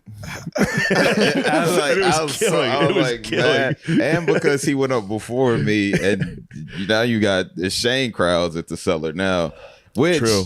which I absolutely love. Yeah, they're the because- best. yeah, no, I don't like your The crowd's fans, great. But I like that. I like that they love you because it's like, okay, now it's a challenge. Okay. You know what I mean? Like after coming, like once you go up and they're like, oh, Shane, oh, accents. And I'm like, all I got is my regular voice. Yeah, And I gotta yeah, kind of figure this shit out. And but you came up to me and you was like, yeah, fucking do a set. Don't talk about being black and don't say my name. And I'm shit. You might be him. And I'm like going on there, I'm like, I'm fuck. they, That's dude. what him would say. No, that's what And him then would say. In my head, I was like, I should have just got up there and started talking shit about Yeah, Shane. That's yeah. all I should have did. They would have. My fans would have loved that. That's Yeah, all I They would wanted have been like, to do. yeah, fuck it. You guys liked me. It is funny to see that influx at the cellar. That's a Shaneler now. All of a sudden, dude. there's That's like It's a shame room, bro. It's a shame. If I'm on the list, there's like you can just see it. You can see the room. There's like tables of bros getting hammered. They're like, you can hurry up! Whoever else is on, get the fuck off the stage. It's brutal. I can almost see them in the wild now. I can you can see them, dude. You can identify them. You can absolutely see them. I can see who's gonna be like, "What's up, dude?" Yeah. There's a distinctive look. Yeah. It's the most powerful man walking around. Yes, easily the most Do powerful they start, man. is it gotten to the point where well, I don't know, because you don't really dress a certain way, but sometimes like fans start dressing like their favorite. You know what I mean? Yeah, there was Like- the shirt. I think the guys who like us already dress like this. Yeah. Right. Okay. Yeah. Yeah, it's a decentralized brotherhood. Yeah. Speaking of, these bird dogs are riding up. People at home are getting a show. Yeah, it's been very enjoyable to see that. Yeah, I can't believe I'm podcasting right now. My doctor told me, he's like, bro, under no circumstances. Why? From the toxic cloud. The doctor was like, bro, you can't podcast. I said, watch me. You dog." said I have to, dude. The Doctor, people watch need me. it. He's like, you can't take 2 weeks off. I said, the doctor can't. The toxic cloud. Yeah, the fucking smoke from Canada. Oh. That man. fucking crap from I Canada. hated that. I hated that cloud. That was It made me scared. The toxic I was event? scared of it. Yeah, dude, it was fucking hurt my lungs. Smokers Smokers loved all it. day. I was truly scared of it. It's why I was checking the air quality all the time. I was like, we'll be back in about a couple days. Yeah. Crushed me. Came back. It was all thick with smog. I was like, fuck, man. Yeah, I couldn't really tell the difference. Yeah. I mean, I was outside a little bit. I smelt it, but it wasn't like, it just smelled like, you know what it reminded me of, actually? And I don't even want to say this because fuck. Go on. But no, when I like first landed in Nigeria the very first time, fuck you. Why? Why would I? That's funny. Fuck you. motherfucker. Nah, because I'm like shitting on my country. But No, what like, when you when got to Lagos? when I first landed there, the sky was like orange, just like that. But they burned their trash. Dude, I was Yeah. talking to a guy from Afghanistan yesterday, my Uber driver, which, dude, that's nothing better than a 30-minute drive with a guy from Afghanistan. But he was saying he went to Pakistan. He was laying out all the places for me. He goes, Pakistan, no good. He's like, too many flies, and it smells. Nice. He said they burn the trash. He said they take the Yeah. fucking trash out weekly, and everyone just burns their trash. They do that a lot of places. I'm surprised you talk to your Uber driver. I talk to dudes nonstop. Yeah. That's I crazy. love, especially if I have an Afghani, like a guy from Afghanistan. So I like slowly sussed out where he was from. And I was like, what do you think about American women? I love talking to him about that. Bro, it's the best. They do not want to make a family, I've heard. Yeah. They do not want to make a happy family. Yeah. I said, man, is Every one of those guys is a conservative. I'm like, dude. why It's do you, nice. I know. I'm like, why do you think that is though? And dude, they just go off. It's so Yeah. fun. It's a good time having those guys just fully go off. My wife is housewife. My wife, my attitude. The divorce rate in Afghanistan, guess what it is? What? Less than 1%. Yeah, You because need a reason, dude. You can't just all willy nilly. yeah, but that's I don't know what the Afghanistan law is, but I assume that they would like Do something bad to you. Yeah, if you tried to leave, Yeah. it's like, all right, well, Yeah. Good luck. This is take true. this meat. Everyone's gonna beat the hell out of you. Yeah, true. You can take. You can also take multiple wives. He was breaking down the multiple wives thing, how it works. You got to get separate quarters. You got to get them their own spot. He's like, you are allowed to do it, but he's like, it's more of a process. You ever see a video of Fela Kuti? Who's Where, that? like, he's this Nigerian artist. Oh, very yeah, popular. yeah. But For sure. he's had like multiple Heard of him. wives. I have heard of that guy. Really? Yeah. Have you heard of him? No. Oh, it's really dope. Kind of pioneered the whole Afro beats thing that's going on now. But he has a video where he's just like sitting around, he's smoking, talking about like music and shit, and there's like 7 or 8 girls just around him. I'm just like, Damn. yo, this is a life. So he does a hoe podcast. Huh? He has a podcast with him and like, is it his wife? Nah, this is from like the 60s or some shit like that, Oh. or 70s. It's an old video. Didn't they yeah. crack down on that guy? Didn't he get like in trouble or something? No. Maybe I'm thinking of someone else. He got a shrine in Nigeria. Let me see if I'm thinking of the same guy because I read about Nigeria this. rules, dude. It does, I man. like JJ Okocha. I don't know even about know- him. I don't even God know who that damn, he's is. one of your greatest athletes of all time. You should know Really? him, dude. Is it what sport? He was a soccer player. Oh, I don't watch soccer. That's what it is. Well, we got Stylebender. You guys, yeah, you're killing the UFC. Yeah, man. Those Nigerians are coming over and rocking. Although they were already, like, what's his name? Kamaru Usman. Where was he born? He's from Nigeria. Oh, he's actually from Nigeria. No, there was like, there's that white the South African dude. yeah. He's fighting in July. He's been talking shit. There's a white South African that's like, I'm fucking African. Oh, really? All these guys aren't from here, dude. And everyone's kind of like, yeah. That's fun. technically.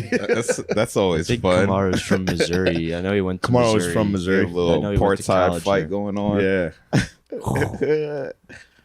Dang. That's I'm going to fun. see him fight. I'm going to the fight July 8th. I'm see Volk.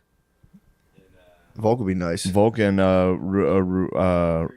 no, it's yeah. Have you been And to a Bo Nigerian Nickel. wedding? Several. They're pretty sick. The only They one I've are. seen is that clip online of them listening to System of a Down. You ever see that? Shit Oh, rules, dude. shit. I think I have seen that. It's so nice. I've been to several. It's fun because I've also been to some because I got cousins that's like married white girls, and Sick. it's fun just watching that juxtaposition of like a Yeah. white like they'll dress up in the drip. gowns, and the drip too, and then they'll just be watching like, oh my god, these people. Well, does the guy still have to lay down and like prostrate himself before the white father-in-law? Because you know they do that. You know that's part of the thing. You lay down in front of the lady's father and you just beg him like, please, dude, I love your fucking please. daughter's pussy. This is a fucking white I dude. want to fuck your dressed- daughter so fucking bad, dude. Please. Yeah, I think they skipped that part. Yeah, I think. Yeah. I'm sure at the request of the father-in-law, he's like, you know what? We're going to go a little more American traditional. My sister got married to an Egyptian and had to wear a cape and a crown. Oh, really? We all sat there laughing at her. We're like, They didn't make y'all dress up though. no. I literally... You should have wore a bird head. I laughed start to finish that entire ceremony because they would do shit and then the women would be like, blah, blah, blah, blah. They would Yeah. do that the whole Yeah. time. And I was just like, Yeah, damn. it's called culture, Shane. I know this is my culture. We laugh at shit. We think things are funny, which is a nice culture. Yeah, we just kind of sit there for like there's a nice 20 minutes. We sit Yeah. and talk to each other, ignore what's going on. Then we're But, like, all right, let's go get drunk. Yeah, we gotta hurry up and get fucked Let's up. go. Let's Yeah, go. man. They drink too though. Oh yeah. They fucking I can't even drink the shit that like my parents. Yeah, what do they drink? So at the last wedding I was at, it was just a bottle of Remy like on every table, and I'm like, yo, this shit is strong. I feel like can't do it. rum would be big there. Rum? Yeah, And I think it's part of that triangle there. I Yeah. bet traditionally they got a lot of rum. True. Maybe I'm wrong. I don't know. No, that was a gift. Yeah. That was a big part of Yeah, bringing up pretty nasty stuff. But yeah. Big part of what? The slave trade. Rum was North integral. Atlantic slave trade. Yeah. Oh, Because yeah. there was the sugar plantations, and they would take the rum Yeah. from the sugar cane, and then it was like gifts. They would give it to the African dudes. They'd be like, yo, here's some rum. And they're like, all right, we got you, bro. Trade. Who are these guys on the wall? That's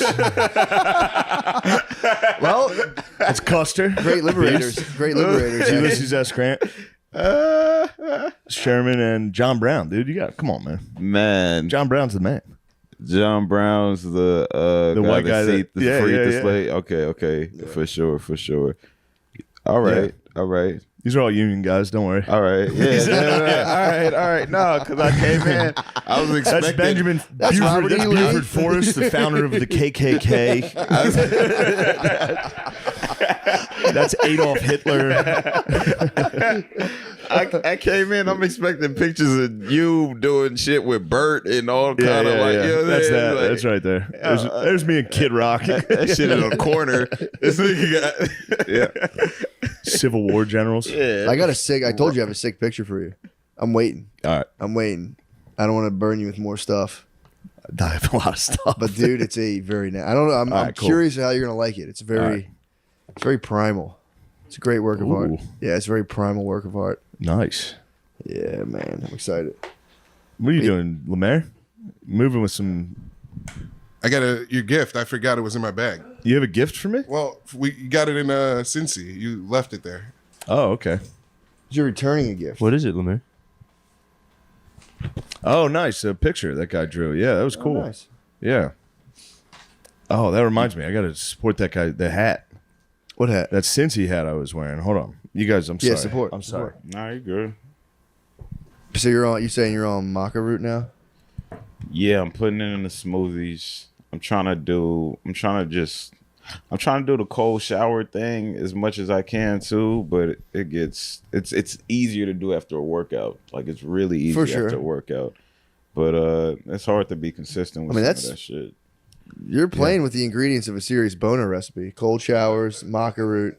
Is that what that is? That puts lead in the Cold pencil. showers gives you bonus? Really? Oh yeah, that'll put lead in the pencil. Oh, you get root, out and start maca to- root yeah. for sure, dude. Oh, okay. Yeah, maca roots.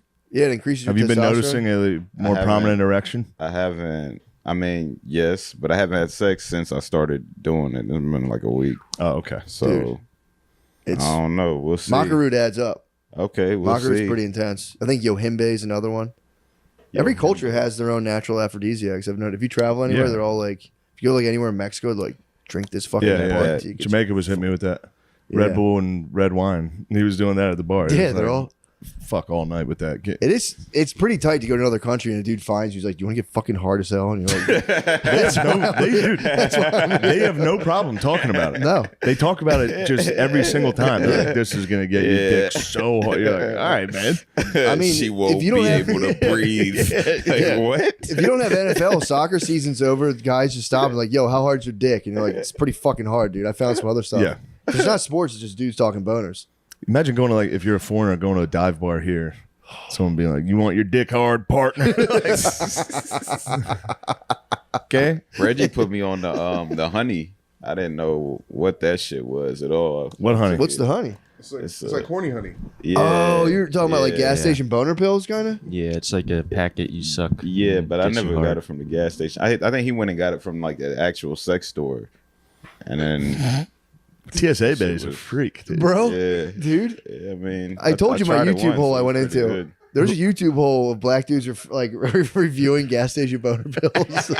Seriously? It's so fucking funny. I can't do Fuck. it, man. I mean, that's what that stuff isn't that? I mean, a sex shop is and gas stations are pretty. Yeah. They're pretty. Yeah. They're pretty. Yeah, but a gas station, I don't know. To me, Gas that's station boner pill it seems just like- feels. Yeah, it feels like True. Heart my body attack. my body gonna fall out. Like I don't Yeah. know. I don't know. They're highly reviewed. I've seen guys reviewing them up, just being like, "Bro, I fucking." It's always fucking dunked on her, dude. It's so. The analogies are awesome. Yeah. Nah. Just talking about just dogging a chick. Yeah. It's like, take this. You're going to punish the woman you're with. Yeah. You want it to hurt her? Go to the gas station. Some of the ads are literally stick figures where She it's gonna like, be crying. Yeah, she's going to hate this. dude, there was one I think where a lady's like crotch is on fire as the advertisement. It's like take one of these and it shows like before it's just like the lady like laying there and after her like vagina's on fire and she's like rolling around screaming in pain. The guy's just going fucking right, dude. Have you ever taken one? No. Okay. How I've about never. you? Wait, have I ever taken it before? A gas station? Yeah. I took a Blue Chew before, not that stuff. No. Did it work? Yeah. Blue Chews work. I don't know. I never do. No, mean, the it's- doctor told me I couldn't take him. He Really? said my dick's too small. I'll get a prolapse anus if I take it. My ass will just pop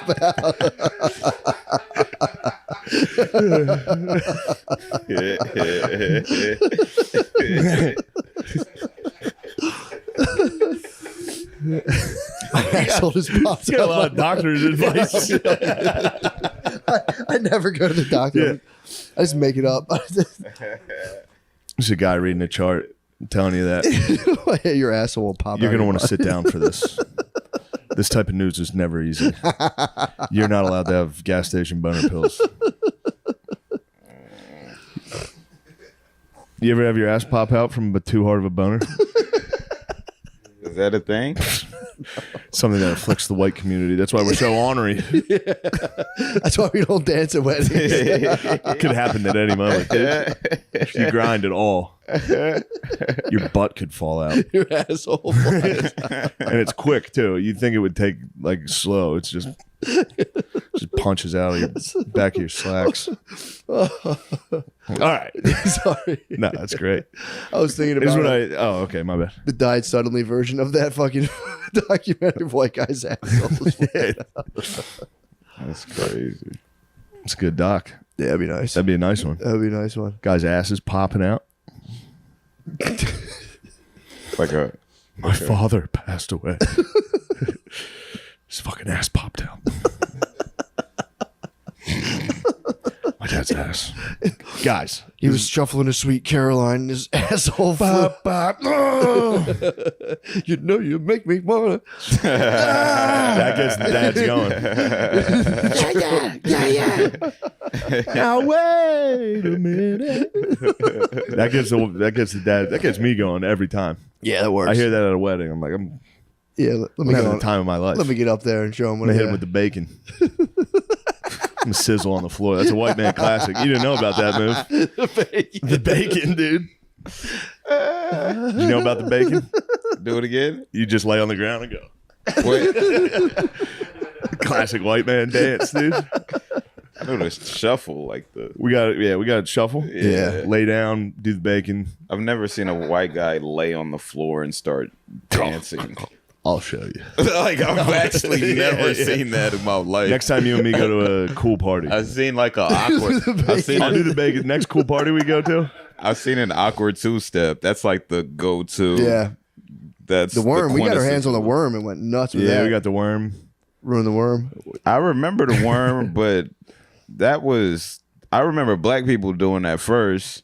Really? Yeah, I know. I remember black don't people know. doing that shit like on like Stomp the Yard type shit. Yeah, yeah. Yeah, it was like the worm, and then it got corny really fast. Well, Remember what white people did to the Dougie? Yeah. The Dougie's kind of tough to do. The I don't think we whites ever got our took hands on the Dougie. No, that Dougie's was, tough. that was a Well, white person pride. Really? White pride if you could do the Dougie. Yeah, that's what I'm saying. It's hard. That's a tough one. To be fair about the worm, the first person I remember seeing doing it was Scotty Too Hottie in the 2000s. Oh, you're right. Yeah. You're right. You're right. Okay. White. Thank you, You're Scotty right. Too Hottie. You're right. I remember that. I think the Yeah. worm came from Russia. I think that was a Russian invention. Absolutely. Yeah, look up the originator of the worm. I'm sure it was like a breakdancer. Yeah. That's what I was. It was Eddie Gordo from Tekken. Who's Scotty Too Hottie? You don't remember Scotty Too Hottie and Rikishi and who was the other guy? It sounds familiar. Grandmaster Sexay. Yeah. No, Val I know the Venus. name Scotty Too Hottie. I can't put a face to the guy. Yeah, it says it was popularized by Scotty Too Hottie. Whoa. Well, that don't mean Popularized, he's what? popularized. Don't mean he did The it. worm was performed at shows in the 1970s and was widely popularized during the 1980s funk period and continues to be associated with breakdancing. You know what's funny? I was looking up suicide statistics, and suicide dipped big time in the 80s and the early 90s. Now it's back on the rise. The worm might have taken the suicide rates down, dude. There's no way you can kill yourself after watching someone do the worm. No way. Like, oh my God, I thought he was going to fucking fall. He gently lowered himself to the ground. Pop back up again. Killing someone at a breakdancing, killing yourself at a breakdance is nice, dude. Fuck, dude. Come out like it.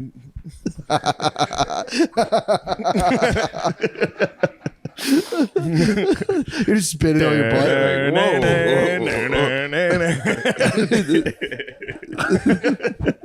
No.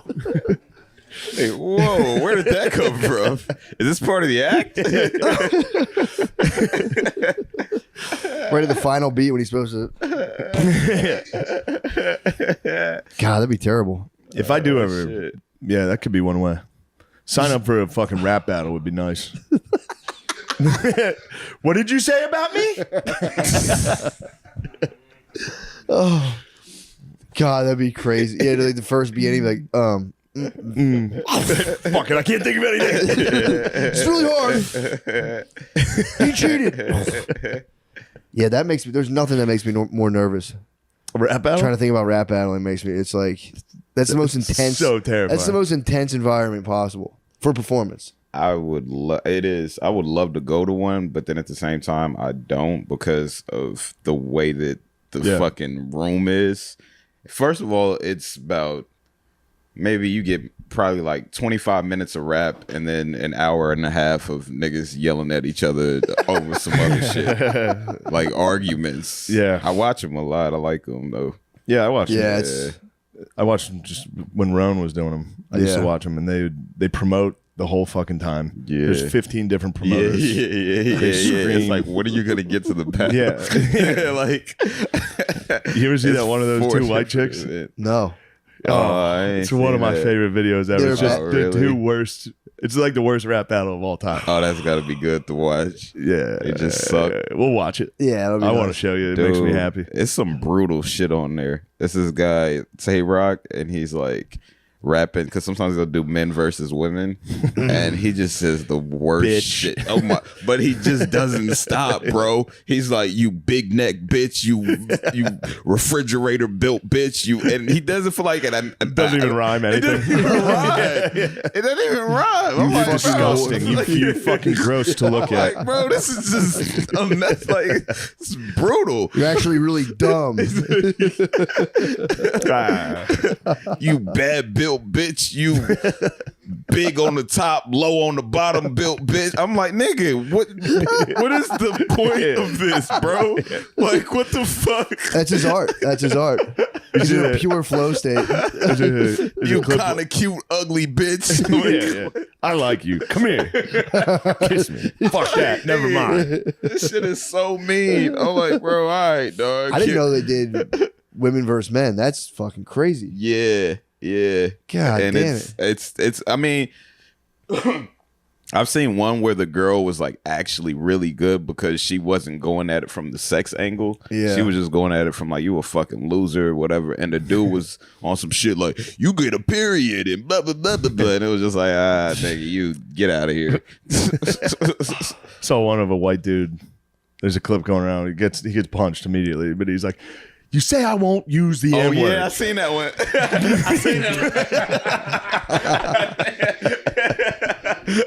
Battle was over. So good, dude. I think he won. Did he win? That's a win, dude. Yeah. You get the other guy to punch you. Thank you, yeah. But this setup, everyone's like, "No way." He goes, "You say I won't use the N word." He did. Nigga. It popped right in the face. It was it. That's suicide by freestyle, though. That's suicide, by freestyle. That's a smart thing to do if you don't have any other like words. Yeah. Like you like, Shit, "All I'm right, out. Shit, I'm I'm out. gonna of make shit." a punch. I'm gonna get knocked out. Fuck it. Pull the plug on this. That's a wild strategy. Damn. We just got Yeah. some good videos. That's now. tough. Yeah, I'm excited to. Yeah. Here, can we pause for a second? Yeah, we have to see I wanna these show you vids. this. We have to see these vids. This lady, The two girls. the two girls. Hey, I forgot to mention this on the last episode when I was wearing this cool Cincinnati hat. My buddy Teddy Karras, plays for the Bengals, but he gave me this hat. If you like the hat, go to thecincyhat.com. All proceeds go to the Village of Mercy, Marici, offering an independent lifestyle to adults with Down syndrome and autism. Pretty sick, dude. You can get a cool Cincy hat. Lemare, you got a cool Indy hat? Pretty sick. Also, those are the bros, dude. That's the Cincinnati Bungles offensive line. Gave us cool hats. Thank you, Bungles. That is All nice. Get your nicotine fix without having to step away from the party with Lucy. Whether you're a gum man or enjoy a badass nicotine pouch, Lucy has the best nicotine products in the game. There's no one way to get your fix. That's why Lucy lets you choose your strength and flavor. Want to shake up your nicotine routine? Lucy pouches come in apple ice, mango, or even espresso. Mango. Mango. I'd get the mangies. Give me the Yeah, dude, mangies. that's the flav. Love I pouches. love when the flavor capsule bursts in my fucking mouth and I go, whoa, that's a lot of mango. And nicotine, come on. Love pouches but want your kick faster? Give Lucy Breaker pouches a Yep. try. There you go. Those are the ones I like. These suckers contain a liquid capsule to moisten the pouch and get you your nicotine faster. Or your nicotine fix faster. Visit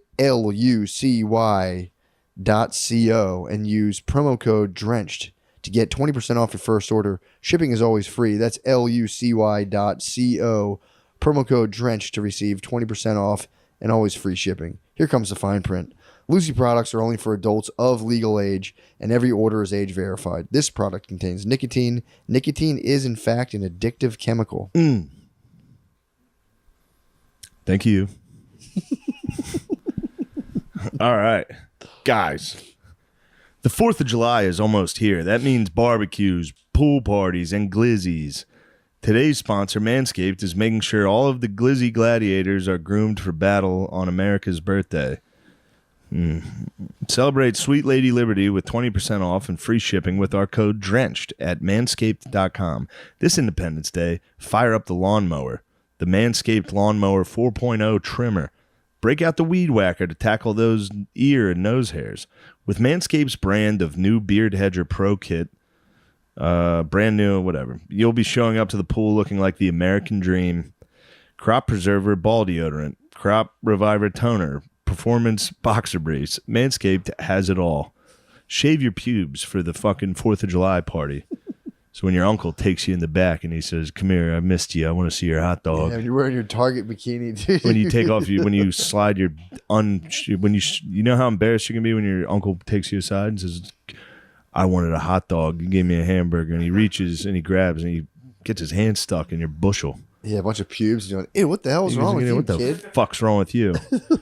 Take your Liberty balls to the next I feel like I'm level. looking at my wife's bush. What the hell is going on? I don't touch kids because I want to have, if I wanted to pubes, I would talk to my wife. Take your Liberty balls to the next level by going to manscaped.com. Get 20% off and free shipping with code DRENCH. This summer, let freedom ring with Manscaped. What the fuck? Oh, let's get serious here, dude. I'm serious. Deep sleep is responsible for most of your body's daily rejuvenation and repair. Not getting enough deep sleep can make you struggle with cravings, slow metabolism, premature aging, or worse. GABA, which encourages relaxation on a cellular level, is critical for sleep.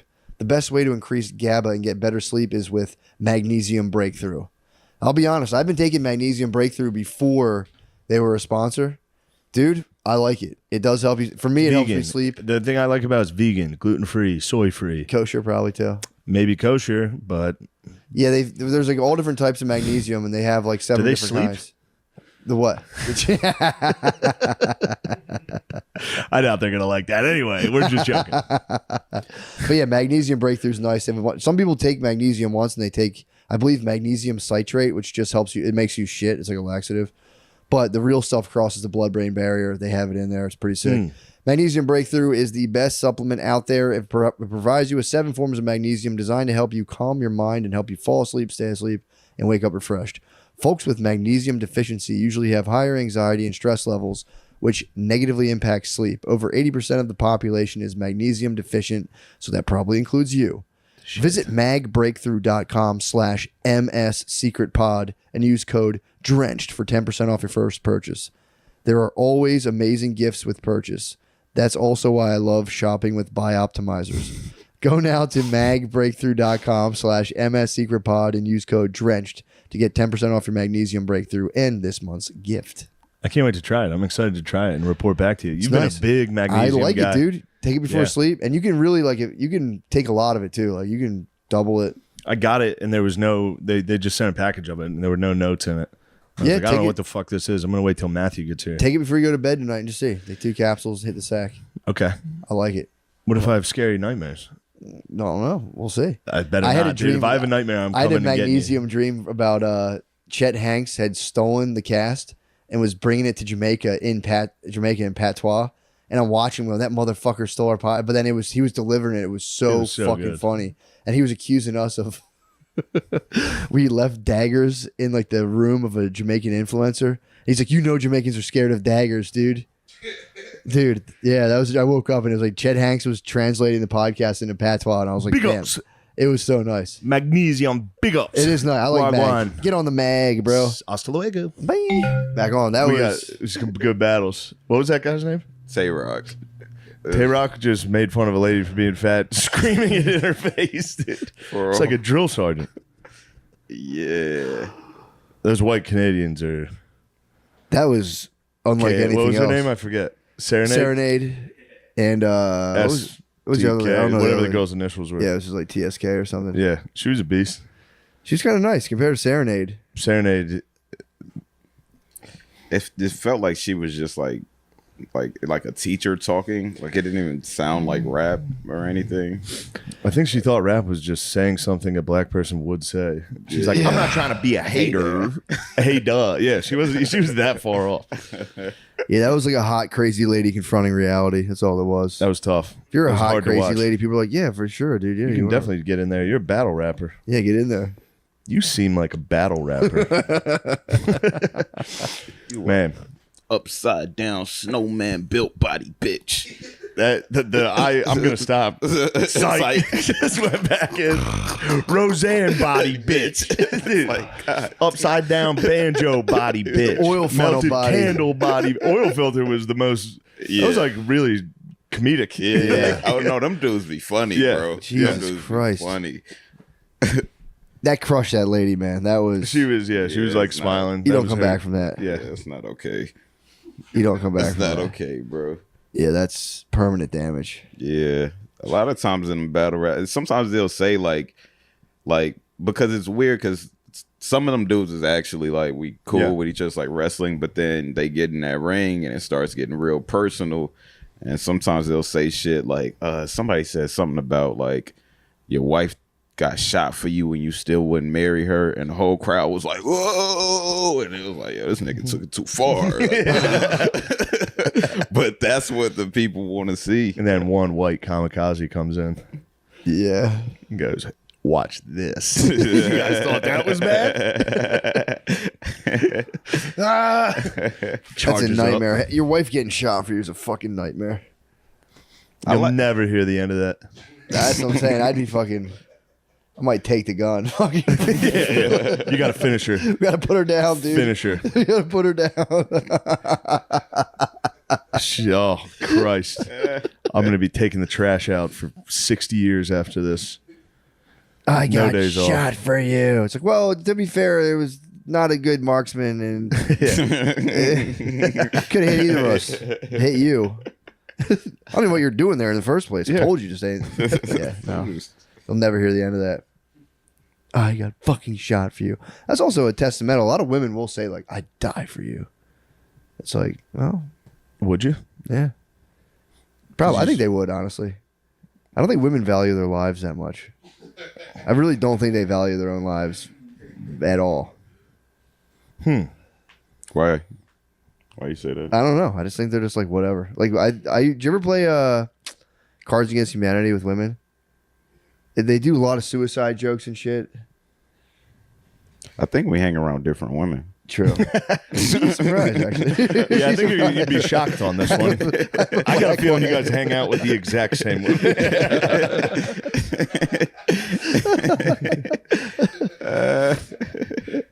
I remember I was shocked. I played Cards Against Humanity. I mean, I'm literally just making stuff up, but Yeah. I remember playing Cards Against Humanity. It was nothing but like the most vicious suicide jokes, and I was like, Jesus Christ. And it would just be a different girl, like, ha ha. Man, I just heard somebody describe a comedian's comedy as just Cards Against Humanity for Oh, it's just fake shocking for morons. I was like, damn, that's a hurtful diss. yeah, that's pretty brutal. I said, I'm not trying to be a hater. But behind every hater, there's an ounce of truth. A guy on Facebook said, I sucked at rapping, but I was kind of cute. Yeah, that's true. Yeah, fucking bars, dude. I can't believe you remembered that shit. Yeah, I actually delivered it better. Yeah, that was kind of nice. I really did. Because when You she can't was even saying, try to be as bad as her. You might put Philly back on the map Philly's right back. now, dude.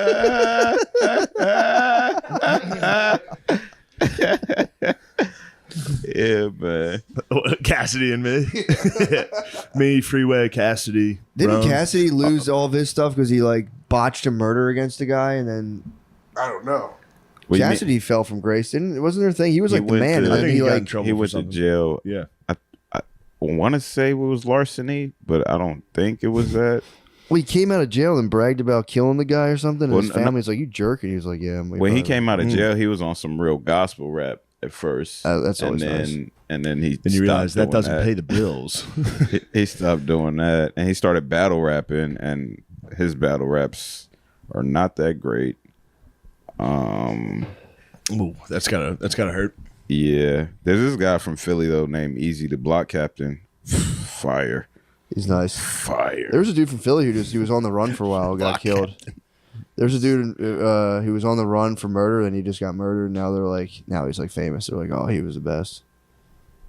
Rapper? Yeah, he was like releasing music on the run. I forget his fucking shit! name. Wait, there was a guy. It was you know who TK is? This is old though. Mm-mm. He was on the run. He has a song. It's called "On the Run" or "The Race." It's called "The Race," and he was like running across the country for a murder charge, and they call him like, I don't know, somewhere on the East Coast. Had to take him back to Dallas. He's like 15 years old though. Like at the I time did hear that it about that. happened. I heard about that. Yeah. I go in those late night YouTube holes of like murdered rappers, and I watch all their videos. I'm like, they would have been great. They could have been so Fucking good. great. It's a lot of them. Yeah. I didn't watch that King Von documentary. I don't know. Oh, the murder. Yeah, the mass murderer, King yeah. Von. I started that and fell asleep. No, what's that? It's called. So the theory is, I don't know if it's true or not, but it's like rap's first serial killer, and they just kind of, it's like a 3-hour fucking YouTube documentary, and they just talk about like he killed 10 people apparently, but the thing I don't like about it is like it's this British guy that's reporting it. And it just feels weird. Yeah. He's like, Yeah. King Von tweeted. I don't got a British accent. Who? but- It's not. What's his name? Is it? It's not Louis Theroux, is it? No, it's just like a guy on YouTube. Oh, okay. Yeah. And this guy's a real sicko, man. He's killed. He must be the first He's a mass murderer, sicko. the first serial killer of rap. Chicago's drill rap scene is brutal. Yes, exactly. I did watch some drill What the rap. fuck it is. It is I watched. annoying. Hot What's in the his name? streets of Chicago. The gangsters' disciples, among others. True thugs, vicious gangsters, firearms, narcotics, So fucking annoying. all bro. in one set of projects. I hate them. I think it's like I just passed out. I was like, this will be cool. And I was like, Brass knuckles, the most brutal projects. clubs. I fucking hate it, man. How far did you get into the doc? Man, I was probably like 20 minutes in. The Yeah. thing that was like really throwing me was the tweets. Like, because I was like, God, these kids. Oh, when he are- was like, yeah, I need blood. He was tweeting like, I he need was tweeting blood. crazy shit. And again, I don't know if any of it's true, but apparently after like they said he killed somebody, he would tweet like who died and then like laughing emojis after that. I'm like, geez, these kids are, don't stop. Is this before or after Chief Keef? What do you mean? Didn't you say it was Chicago? Is this like G Block? Bang bang. O Block, is that what it is? O Block. O Block. Yeah, they're around the same time. Chief. Yeah. I don't know. I ain't from there. I was watching the Thanks. Chief Keef ones. Uh-huh. Yeah. Or no, there was just who was the dude who was the white guy that did the all gas no brakes? He did one. Oh yeah, He yeah, did No Block one that was pretty good, yeah. and then so did a guy before him that said he was stealing it from him. But it was very uncomfortable to watch a white dude go in there. Yeah. Yeah, Oh, what was it, like Vice? almost like Vice, basically. Okay. Yeah. No, it was the white dude that was challenging people to basketball. I think. Oh, that fucking I guy. could be wrong on that. No, that's a different Yeah, one. there's no way. There's a white guy that would go down to that. That was He'd be like, uncomfortable. I'm here in the hood. He was just Oh, good at basketball. He was good. There's a white dude that was decent at basketball. Oh, Would go down really? to the hood and be like, He's- I'm about to school some of these guys He from was the hood. just He would playing dudes like and, fuck like- dudes up. Just Yeah. playing, really? like, there's like Any guys in black jean dude. shorts. Yeah. He would just be like, I schooled the best ballers in the hood. It was just a guy he just found the guy. I know.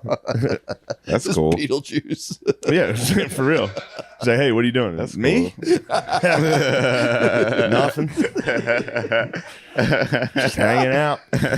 Dude, I saw a Vice documentary about just an abandoned building, and like it was the stupidest. They were talking about St. Louis, and they were like, "It's the most abandoned city. This is so fucked up." And they were just in an abandoned building. Like, can you believe this?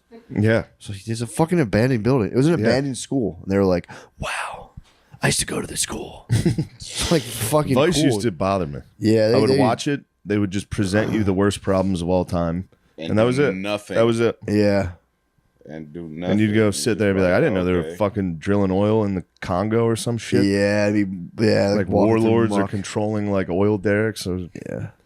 well, I think Vice just gives people. I think I've heard they could give you like a little programming, like a Bible, basically for like this is how you shoot a documentary, and they're just like, yeah, go for it. Could be wrong. I could be totally wrong. I think Like, they started. if you work for them.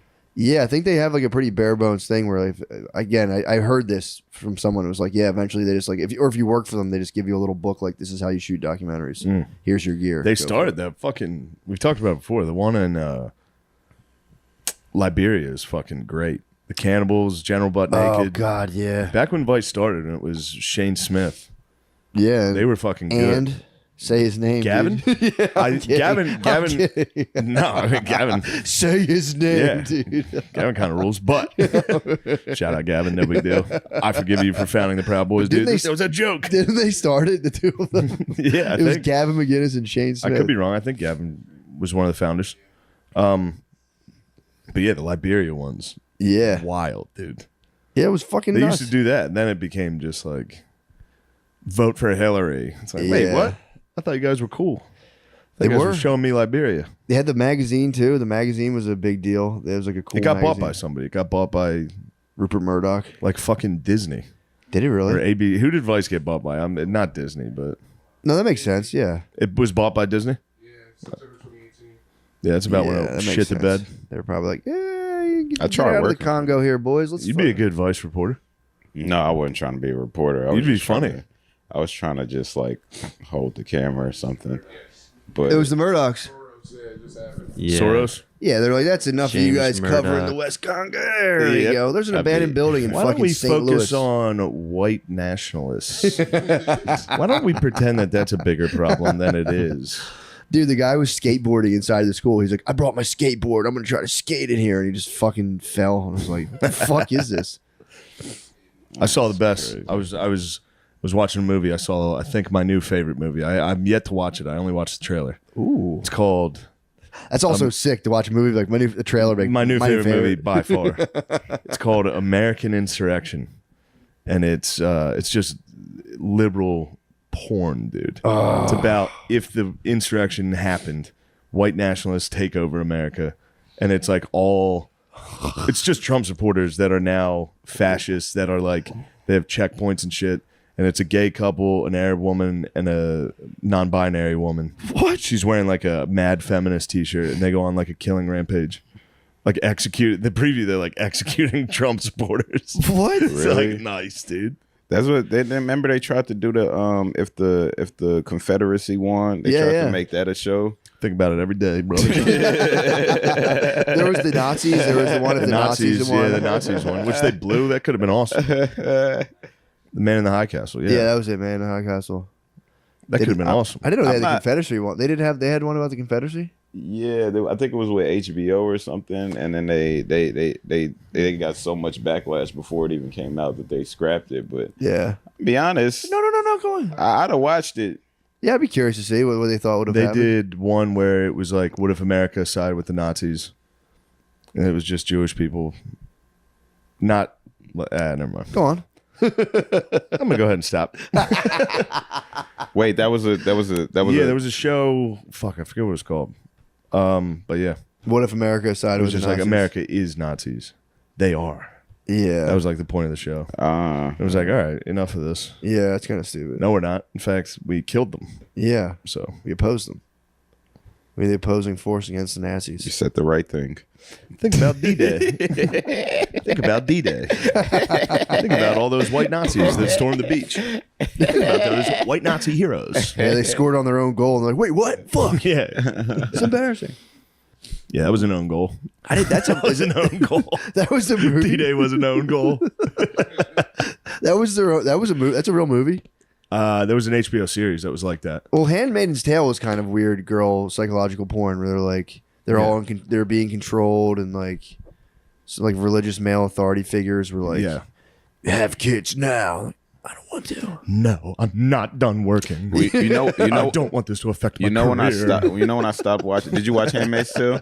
No, I never watched. I watched it a little bit. Did you watch it? No, I'd watch my wife watching it. I like catch her watching it and be like, "You love this shit." Ain't no point in bringing it up. What is it though? No, it was a point where You liked it. You a dirty lib. You loved it. Look, I was watching it. I was trying to get a joke out of it. I forgot what the fuck the joke was. It was something about calling them like out of their name because they called them Offred and off whatever. It was all something, and then the punchline was bitches. I can't remember. I can't remember. Hilarious. I can't remember exactly how it went. But That's hilarious.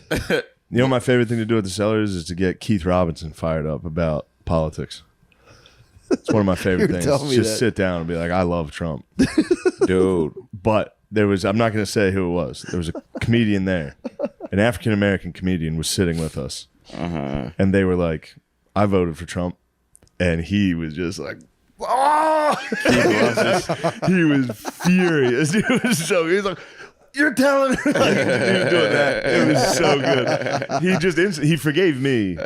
He's like, "That's you're a dumb white guy. Of course, this is how you feel." But when it was a black person, he was like, "Oh, that's great. That's the one thing I think he takes seriously then. Because we just saw him last night. His hour is great, bro. oh, it's His hour is unbelievably, fucking it's good. unbelievably good. It's Really? so good. He's more powerful than ever. Yeah, His second stroke made him more powerful. He had another one? Yeah, I didn't know that. Yeah, he goes on. He doesn't. No one cares less. Oh my god. it's fucking amazing. that's And- awesome. Yeah. And he's so like brutally Keith that it's like the sympathy thing is out the window immediately. Like he gets it on stage and you don't feel sorry for him at all. Oh, No. You know what I mean? That's kinda It's nice. just I mean, like, he's such a bad person. yeah, he's such a piece of shit. I don't want to say anything. I'm I'm gonna say one joke. We can say one. It's a quick one, but he's like, I'm sorry, Keith, for burning it, but he's like, I forget I'm like this because he's choked. He's like, I'll still see a handicapped motherfucker and see him on the street, and I'll be like, ah, and then he'll be like, look at you, motherfucker, and I'm like, oh shit. I mean, dude, unbelievable. It's so good, dude. Unbelievable. He's the one person at the Cellar where I'm like, fuck, Yeah, I gotta follow that. yeah. Not saying but that's the only one I'm You're ever. him, bro. You're a fucking him. I'm they, but Also, I'm them. But he's the one guy I'll be sitting there next, just like, how the fuck are you gonna follow this? You do. can't That's follow tough, that. man. you talk shit about him. I followed him one time at the Cellar, and I was just like, "Y'all know Keith Drive, right?" Just like y'all gotta get this motherfucker off the road. He drinks, he drives, he's a piece of shit. Like that's all I said, and I was like, "All right, I got the set going now." That's funny. Keith driving like- is hilarious. It's fucking weird to me. I'm like, nigga, every time I see him get in the car, I'm like, bro, you really? Yeah, I guess you only need one side. Really? Yeah, he's got that right foot. Yeah, he got the right foot. I get Who there. was Spud was telling me about what the fuck are those planes called where they take off too fast and everyone passes? Ghost planes. Did he? Dude, you ever hear about ghost planes? He got a stroke on a plane. Really? Well, dude, there was recently a plane flew over Washington D.C. and like the jets had to go like follow it to see what the fuck they were doing. And on like smaller, I think like private jets a lot of the times on smaller flights, something like if you reach altitude You gain too altitude high, too quickly. everyone fucking passes out or dies. And there's just a ghost plane flying on autopilot just around the city. And they That had makes to, sense. They had to like bring it down. The pressure, that's what happened to Yeah. Payne Stewart, the golfer. Really? The cabin depressurized. I'm sure that's what it is. Yeah, that's what it It's is. like It's- you take off too fast. Maybe it doesn't happens. pressurize quick enough. Yeah, and like there you get private flights where everyone on board just dies instantly. He was on a private flight and they just had to let it fly. Until Yeah, they let it fly till it runs out of gas, and they try to just- steer it till it crashes into like the Wait, wilderness. they die instantly? Or Yeah, they pass out? pilots die. Everyone gets like euphoric and giddy for like 10 seconds, Yeah, and you there's just just go, no oxygen. and you pass out. Is that what happened with that Malaysian flight? That's what they think. Possibly. Yeah. Right in the ocean. Oh, that was one of the. Did you watch that documentary? I didn't know. They just come up with wild theories, yeah. but then they show you, like, act out. You know what I mean? Like they Yeah, show yeah. you footage of like, Reenactment. here's what happened. These two Russian guys sat in the front. They climbed up, opened the hatch, but then you watch it and you're like, yeah, that is what happened. They're showing me Oh. video. I'm like, yeah, I believe it. I can see it. And then they cut to like an expert that's like, no. And you're back on your couch like, yeah, obviously. That's the only image your brain has. And you're like, yeah, that's real. Yeah. I don't know what to believe. It's funny like, how oh, an they'd have expert to- be yeah. like, no. Yeah, just one expert real quick. What the fuck are you talking about? Yeah, I don't know why I thought that. I guess because you showed me it. You showed me a moving image. You showed me it. Took that at Yeah, they were like reality. Russians got in there, ripped the cables down in the basement of it that can depressurize the cabin. And then they took control of it. It's What'd like, they wait, do? Why would the They Russians take landed him it Malaysia? in. Yeah, I don't know. It's all bullshit. Yeah. They hijacked it and just landed it and like, this is ours now. There was something where like the pilot was running flight simulations of kind of the exact flight path. Really? Yeah, where they were like, maybe this guy might have done it, Yeah. but I don't want to put that on. Although in you case- think a pilot would run a death, you think they'd run the death spiral to see like what's up if they can do it? run the Yeah, like crash. try to landing. hit a barrel roll or I don't know, just being like, what would happen if this thing started to fall? Could I man, let's land take this thing to space, dude. it? True, he might have went up. They never thought about that. Did he go up? Everybody's looking down. Everything's going down. He might have went up. Everybody's looking at their shoes. I'm out here looking at the sky. The hell is it? It's gonna come back down. He was looking at the wrong. Yeah, I think there was a lady that found it like right away. That was great.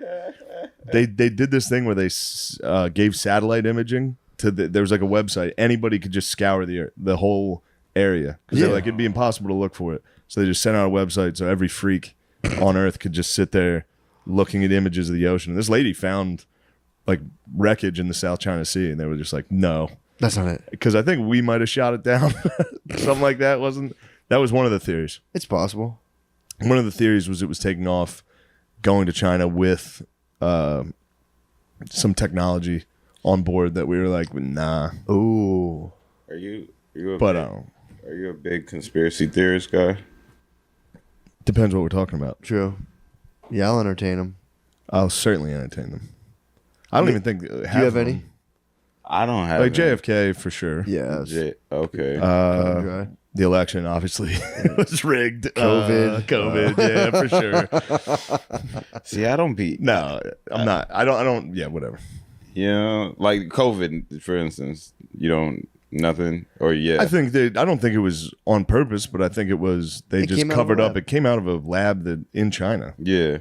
and Yeah. they're just still not even pursuing They're not pursuing Epstein at all. Yeah. No one's pursuing that, and the whole country knows. Well, they sealed it. He was busted as a pedophile, and they sealed it. The whole court record was sealed somehow. We're like, yeah, there's a law where like if you're like a super rich pedophile, we can seal the whole thing. Yeah, and like no one can ever look into it. there was. So I mean, there's I that. think that one's not even a conspiracy. Yeah, I think it's clearly that one's clear. It was part of an intelligence program. That one's clear. I just had, Yeah. What do you think about COVID? What was your take on no, I'm not. I'd really just be going with the wind on shit. I'm Gotcha. like, okay, if it's real, whatever they say it's real. But I'm not combative like that. But I have a friend that's like, yo, this shit is fucking bullshit. It's bullshit. I mean, they telling us to do all this. Da da da. I ain't getting the like. I didn't want to get the vaccine. I didn't wanna get the I didn't want to get the vaccine. vaccine, but So? we had to. Yeah. So We were and forced. actually, that? True. Did you fill out the card, brother? I got The seller. That was I bullshit, got dude. it. Huh? That was bullshit. To force you guys.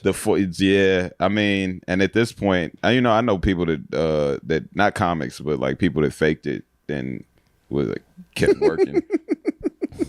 Yeah, the bros. I mean, I you know got what I into mean. another country. What, you got the card from another But I country? don't- I got into a different country. I don't Oh, hell feel. yeah. I don't feel no different. I do think it's like fucking ridiculous that like if somebody dies now, they'd be like, "See, you've been vaccinated. You got the vaccine." I'm You like, talking about JF?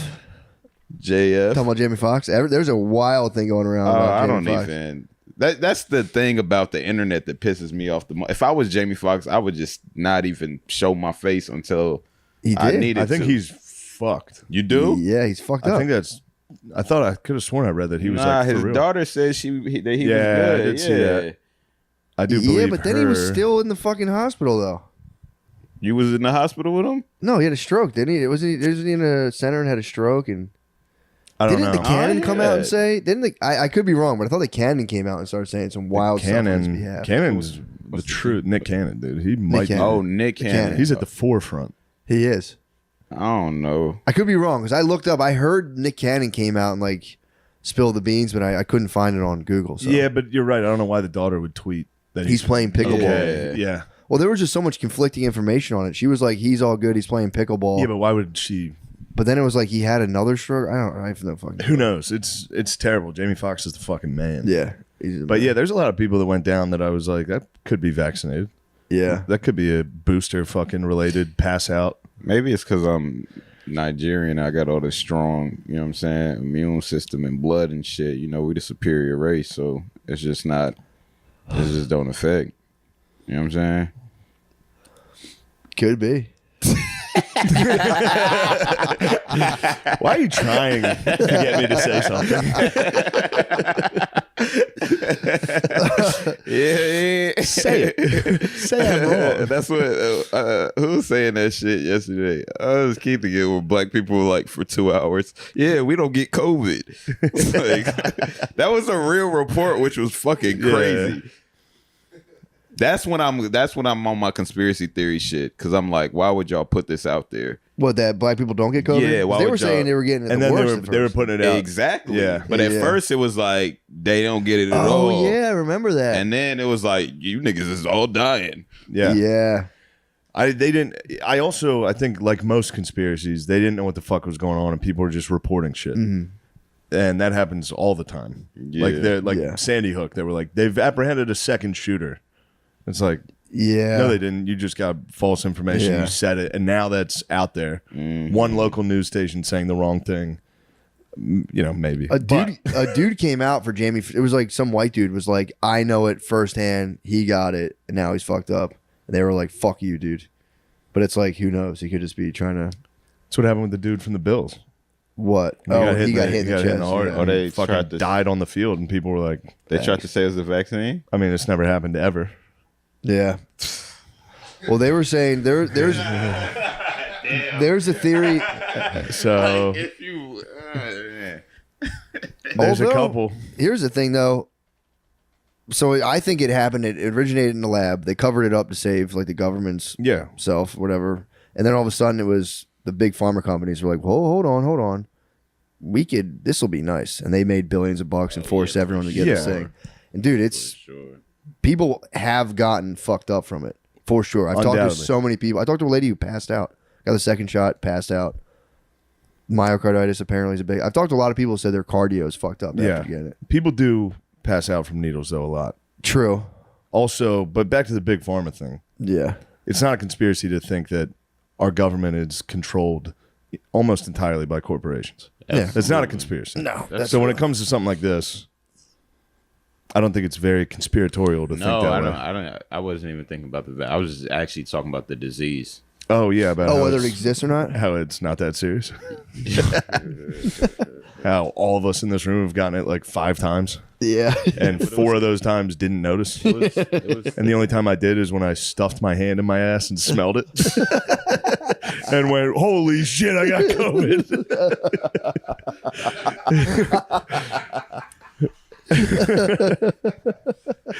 The old ass test. That That is- thing was foolproof. Smelling salts, dude. Dude, I'd wake up hungover. I'd be like, this is it. COVID. These hangovers are usually not that bad. Oh, nope. Just a hangover. That is Toss on an ass smell to that hangover. just the doctor just be like, yeah. yeah, you got it. Here, try mine. No, see, this is what it's supposed to smell like. I'm not getting that either, Doc. Doc, I can't smell your ass either. Oh, shit. Yeah, that's wild. where we should switch over to Patreon, Yeah. right? For Oh, sure. we don't want to take up time. Matt, you and I have to get to the gymnasium. To work out. You're Work on our welcome to bodies. stay for another hour if you'd like. We got nothing. You no pressure. No pressure. Nah, I think I'm a boogie. All right. What y'all? Thanks, Kat. You got anything to promote? You got a podcast or any shit like that? Nah, bro, I don't even do podcasts. This is Yeah. like the first one I've done in maybe like 5 years or Hell some yeah. shit like that. I'm Great, happy dude. you came over. Yeah, man. man. Yeah, I was just like, fuck it. Yeah. You know, but I'm gonna go right with Reggie. Oh, nice. Yeah. Hell yeah. So All right. Thank Hell you yeah, man. guys. Dude, thank you, man. It was awesome, bro. Nice meeting you. It was awesome. Love. I love you too.